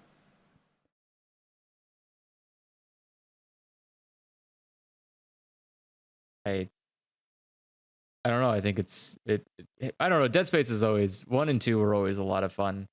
Those are the games that I like enjoyed going through and playing multiple times, just because there's always this like, how could I have done this better? How could I have, well, like, what would if I upgraded this differently, or what if I did this instead? Like, there's a lot of fun situations you can find yourself in. If you're like, oh, I upgraded the plasma cutter to be ridiculously strong, so that's I can what just Keith did. like pretty much get every enemy onto its knees immediately. Or or alternatively, you could be like, I'm just gonna put all of my points into the remote, what is it, into the saw remote blaster saw for thing? some reason. What is it called? And like never have ammo to use this thing. But yeah, like I don't remember.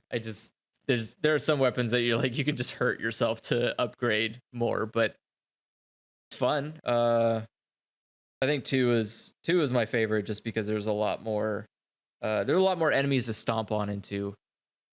2 just had better enemies to bully. I think at the 1 time was when I pretty played Dead Space, tame on its enemies. I think I was considering between Dead Space and Gears of War, I think. And Gears of War just appealed more to my action sense. And I played through the campaign. I remember there being one particular point that was really rubbish. But generally, I liked Gears of War better. Where did Keith go? Oh. I remember think. playing the first Gears of War campaign over and over and over again, and then Yeah. barely touching the sequels and just being really bored with them. Like, Well, 'cause it didn't the change phase much. had just Felt passed. like it. It's funny because Yeah. Gears of War 1 was specifically just so not finished. So I played like what might have been the worst campaign the most, but it was like new at the time. But yeah, like it's so incomplete that it's full of stuff like how you just like, I think at some point you just like teleport to a train and that's like where the final level is and there's no context for it. It feels, like, it feels that there's very much. several Yeah. just missing levels they never finished throughout the campaign. It's one of my... Yeah, it's one of the funny things about a lot of the like sort of like iconic or memorable games and so on is that a lot of times, like these days, they keep getting like high budget remakes and they're like games that were themselves like unfinished and cobbled together. It's like, wow, if this game was going to be worthy of remaking, sure would have been nice if they had the chance to finish it the first time.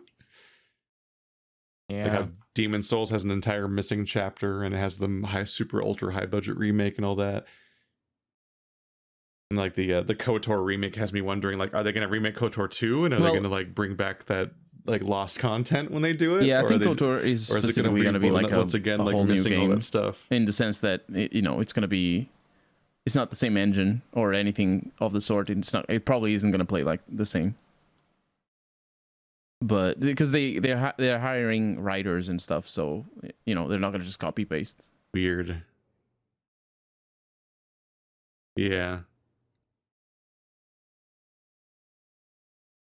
What movie or video game music? I think we're completely caught up in this last question too. What Alien. movie or video game music takes you to a peaceful place? Alien takes me to a peaceful place. I love it. What? The movie. It's great. It's fantastic. Like the movie? Hmm. The Dark Mm. Crystal theme song is phenomenal.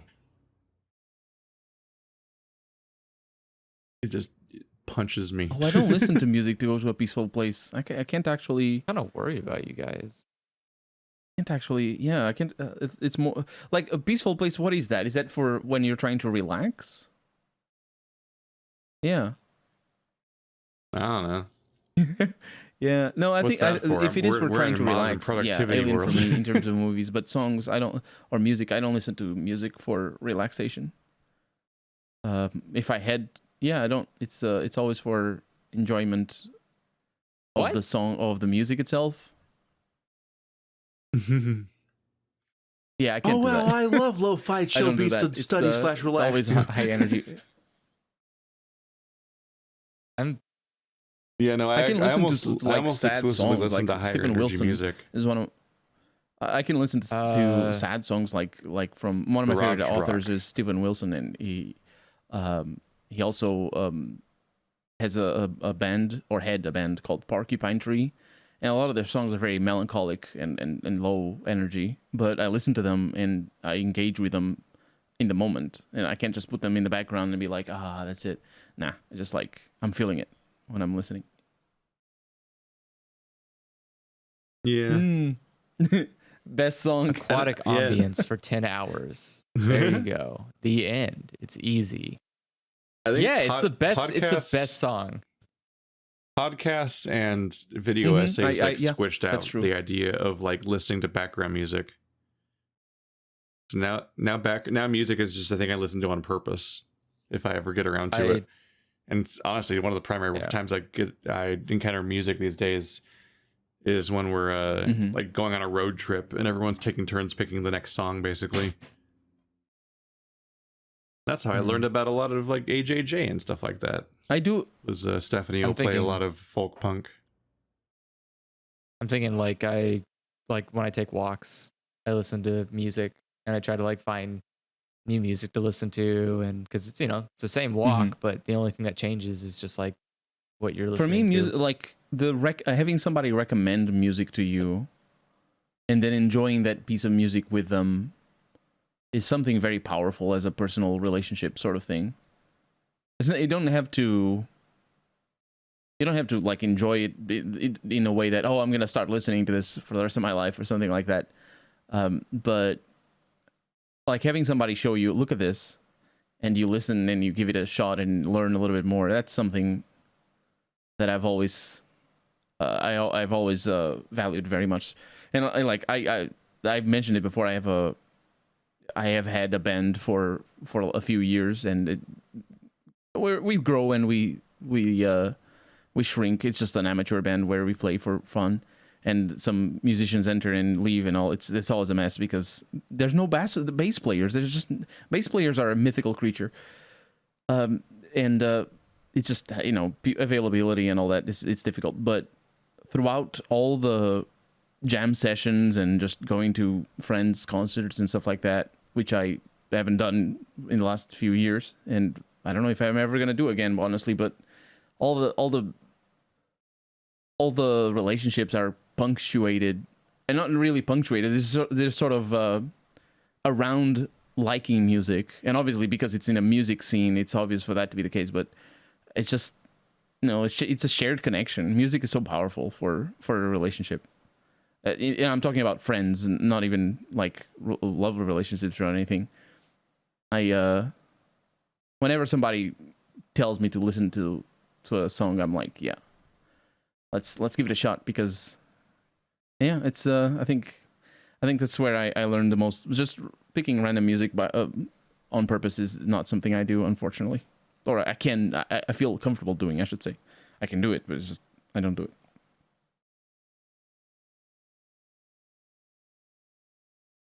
Why so many people's tastes are just dictated by what's popular and what's on the radio or what's like viral or whatever, is because how the fuck do you just like encounter music that you'll like half the time? But yeah, like the credit song of the Annihilation video was because Stephanie was playing AJJ all the time, and then that song made it into that video. I didn't fucking know that song a year ago, but it was perfect. Oh. Uh. Also, Gangplank Galleon. That's a good one. Is that 10 from hours of that. One Piece? They're both from no, those are both from Donkey Kong Country. Donkey Kong Country had some just slapping music. I love you the main. cannot- I love Jungle Japes. You just can't Just you so can't hate catchy. Donkey Kong music. It's so good. Yeah.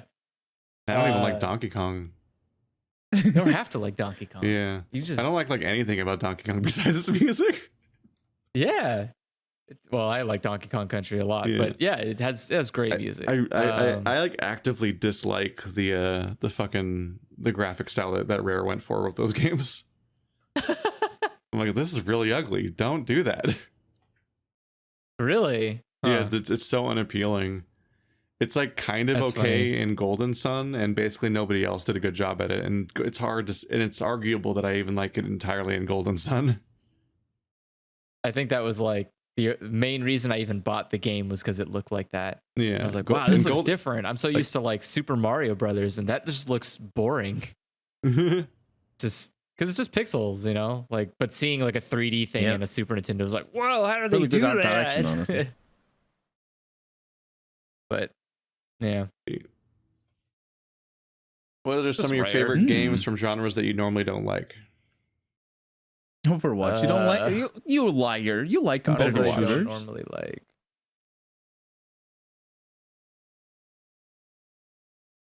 Yeah, When you're I playing started Splitgate now. Don't lie. when I started playing Overwatch, I had not touched competitive shooters basically at all since Halo It's 2, Halo. Yeah. which was Okay, that 2004. That checks out. I played that for like a year straight addictively, and That checks will out. rave about its cool DLC practices and all that, where they would become free and stuff. But yeah, I just didn't bother with competitive like anything basically forever. And Overwatch is even, not only is it a competitive online shooter, it's a PC online shooter, and like PC games burned me by everyone being like absurdly, because I think about like playing RTSs as a kid and just getting crushed. So it's like a hyper elite feeling context. And then on top of that, if you before Overwatch, I would have told you that I don't like objective based shooters at all. Like I don't want to, like I want objectives in my campaign. I wish Perfect Dark style games were still really common, as opposed to just like shooting gallery games, which is what most shooter campaigns are. But multiplayer, I would just play fucking team deathmatch over and over again. I never had any interest in objectives. They usually always felt like they were just worse. And Overwatch is fucking fantastic at what it does. It like makes me angry how my taste it is. I have the problem despite where none of the I like signifiers most being there. genres, and the one specifically that I don't tend to like, which is JRPGs. I don't have any JRPG that I like, not a single one. But Yeah. yeah, like Probably maybe like a sports game. I don't like walking simulators a whole lot, and a in visual fact, novel. I very rarely play them. But I do have one in particular, which is What Remains of Edith Finch, that I enjoyed a lot. And if you include in that genre, which you shouldn't because most of it is flying, but if you include Outer Wilds, then Outer Wilds, because what is even the genre of Outer Wilds, right? No. Well, there you go. Then Outer Wilds is Metroidvania. amazing. So yeah, What Remains. It's good. I'll make a it's good. video one day that normalizes that stupid pun term I made up. Yeah, I guess it is because we just sort of play the games that we like, this is the really genres that we hard. like. I guess. Well, not just that, but like I have to find something I enjoyed, which is the hard part. I mean, I guess if we can be like bending the rules a little bit, I would say probably Outer Worlds. Like I hate RPG games, but I got through that one. And I think I think I only got through that one just because it literally had like the hardest time trying to bend its back to excuse my behavior. And I thought that was like pretty funny. Like it just couldn't. The game just wasn't built for me. It just was not from the ground up. It was built for somebody taking this like even just a fraction more seriously than I could possibly ever give it.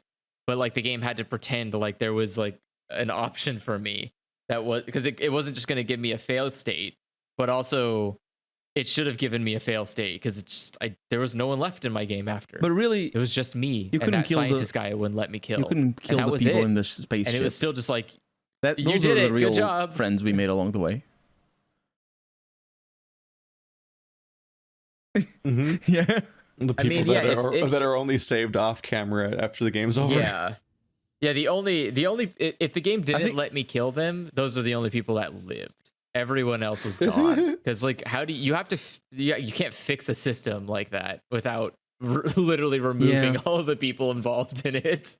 Like, I think every person in that game was just like, you can't be salvaged. I'm sorry, you have to go. It's just like.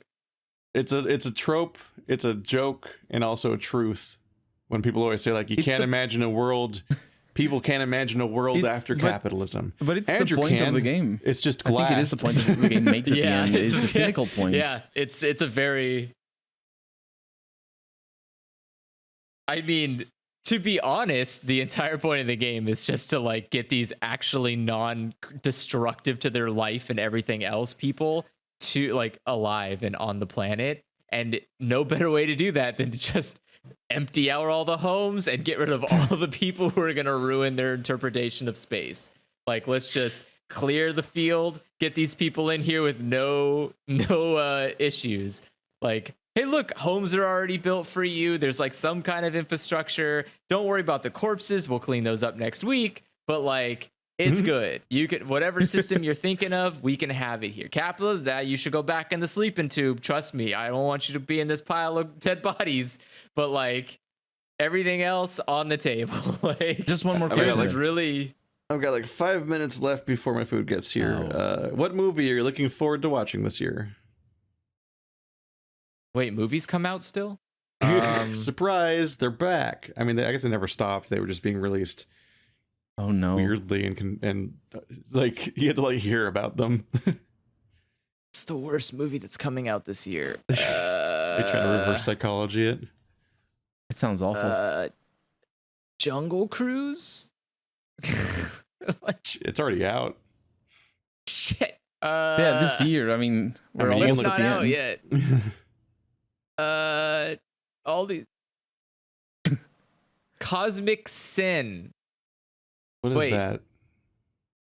I'm sorry. Is that Will Smith?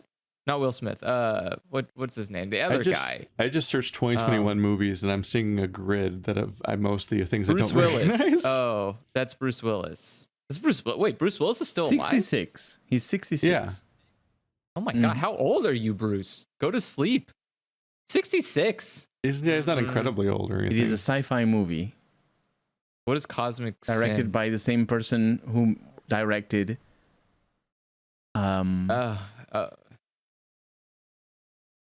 it's War on a Space Planet with Aliens. Perfect. That sounds so bare bones. Let's go with that. That's probably that probably it's makes got it a good movie. 2.5 out of 10 on IMDb.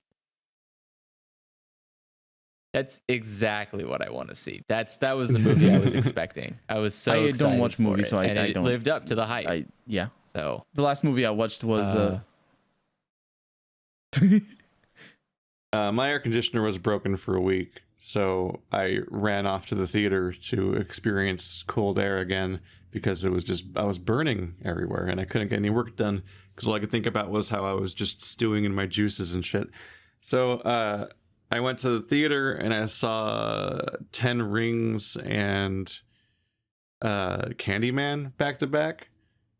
Candyman's pretty good. 10 Rings was a reminder of like, oh yeah, Marvel does just make like these competent kind of like enjoyable movies that you'll forget about immediately, but like in the moment they seem pretty well made. You're like, oh yeah, this is why they've been succeeding. I kind of forgot because I haven't seen one for like a year and a half. But what the surprise was, while I was watching those movies, there's a trailer for a movie I'd fucking never heard of. There's an Edgar Wright movie coming out soon, so that one. didn't know there was an Edgar Wright movie coming out. I heard him mention like the documentary about like a rock band or something, but I did not know that he had like what looks like a horror movie with time travel, which is a fucking departure for him because all of his other movies are like, I guess not always, but like there's like it's like a build up to like action set pieces. Maybe Shaun of the Dead the least of all, but Baby Driver, Scott Pilgrim, and At World's End are all like action movies by the end. And so like, and there's like there's a style to his stuff that I'm like, I don't know how it's going to translate to what looks like a horror movie, but I want to see it. So I'm very excited about that. There it is. It's literally not on the screen. I don't know that it releases. I'm looking at a giant grid of 2021 movies, and it's not Wikipedia on it, page, which it only is just frustrating. Maybe it's United not. Kingdom release in 29th of October.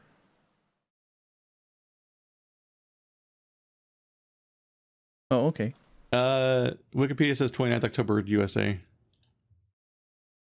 So it comes out like a day before Halloween. Can't wait.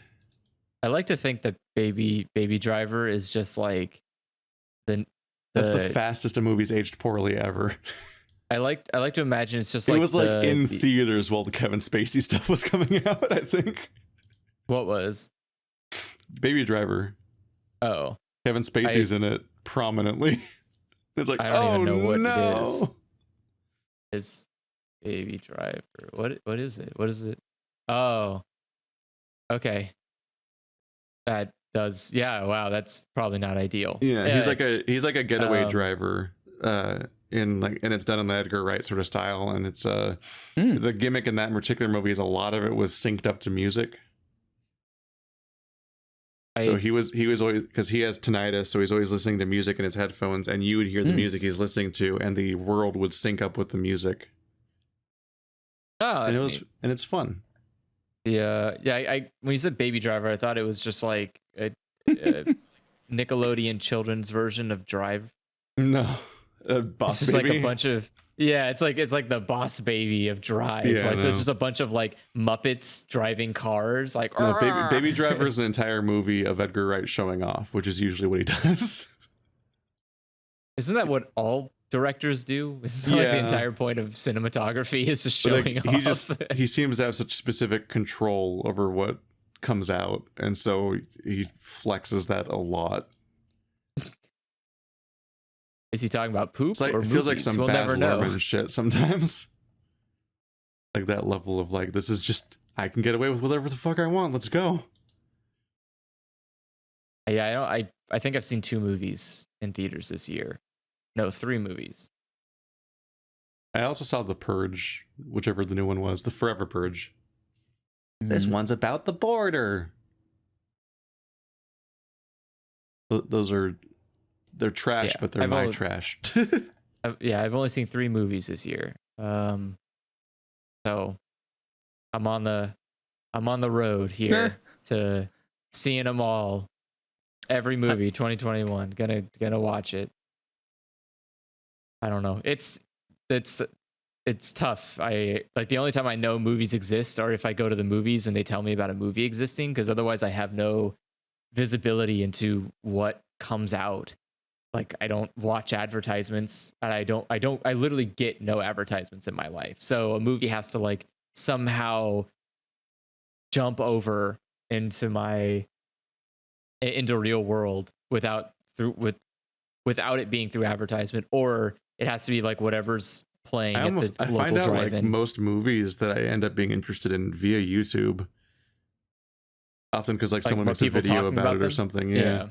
Otherwise, because like if you just sit around hearing about all the movies coming out, it's like you just get numb because most of them just look horrible. Like it's just not good. You just get word of mouth though, and you're like, oh yeah, Invisible Man, The Hunt, Green Knight. Yeah, I'll check those out. Yeah, like there's a lot of like pretty much the majority of the time I see trailers. It's also still Parasite. Just like, wow, that was some strong word of mouth. Wait, Parasite. Yeah, you heard about Parasite so much when it was coming out because people were really fans of that. What is Oh, is the that that Korean movie. film that won awards? Oh, Yeah. okay. That's all I know about it. I don't know anything about that movie. I have no idea what the plot is. I have no idea like why Otherwise, it's so popular. directors. Oh, you never seen Parasite? Yeah, just no. Again, it's a movie. I'm not gonna watch it unless like there's something critical makes that's pushing you. me to. They have to like trick you into it. Like I'm We have never to- we have to I'm never get gonna to go. you through. You have to get to you through your girlfriend. Yeah, but it's like no, yeah, basically like because otherwise I won't. I'm not gonna make the effort to. I've got such a backlog of anime. I don't have time for adding movies to that. I follow it's just- directors a lot, and I know that the like auteur stuff isn't entirely a thing, and it's like iffy. But there's also like no easy way to track who will make projects that you like when they're made by like 600 people. No, it really So the isn't. director still is like the best reference point you have. Like an actor's not. The fuck things are an actor gonna be in? Well, I sure like Tom Holland and Spider-Man. Let's watch the movie where men's rapey thoughts are broadcasted in the audio around them via a cloud glimmer. There are some actors that will that be the Black more Mirror That's episode? a real movie. consistent. Like for example, Denzel Washington has a very specific style of movie that he Choosy. makes or that he belong. Oh yeah, it's worth keeping an eye out for what movies the Or who the actor is, Shit. or the main like The actor. the lead actor is. I don't know. from Ex Machina Oh, and Star Wars. Oh right, that one. Shit, Oscar Isaac. He's I don't in know Ex who the hell Machina that and is. Annihilation and all that. You know who Oscar Yeah, Isaac is? I know. He plays Poe in Star Wars. Oh, I know who Poe is. Yeah. When you see him outside of the blockbuster stuff, it's like, well, here's an interesting list to go through. But I'll have I follow seen anything he's directors ever been mostly, in? like Ryan Johnson or Edgar Wright or Tarantino. Oh well, Yeah, that's that's the only probably movie why I've Star seen. Wars is I the only haven't movie seen he's Star ever Wars, been in but I've ever seen. I know him from Star Wars. Oh, did I watch Sucker Punch? Mhm. I did watch Sucker Punch. Oh, yeah. I guess also Sucker Punch. Oh no. Oh, no. that's it though. I don't know any of these other movies he's been in. Well, I mean, I know some of them, like Born Legacy, but I didn't watch it, obviously. But yeah, I don't. Oh, I guess also in Into the Spider-Verse, but that was animated, so I didn't know it was him. Who's in that? I didn't even know that. Apparently, he He must have played like interesting a voice. person number one. What the fuck does that? There you go. That's an abrupt Why? ending. Anyway, we're 3 hours in. Goodbye, everybody. It's time to The head food out. has arrived. See you later. Yeah, well, it was. We've got Yeah. lives. We can't sit here answering questions. We're all over day. time, and we're just. Send in your questions to dialoguechoicespodcast@gmail.com for future episodes and all that. Bye. Happy 1 year anniversary, everybody. Here's to 10 Yay. more. This was So, our 1 or year good, and 10 year or good, anniversary at 'cause the it's same time because 10. we're bad at this, I guess. Wow. I am trying to. Go to bed. Rude, honestly.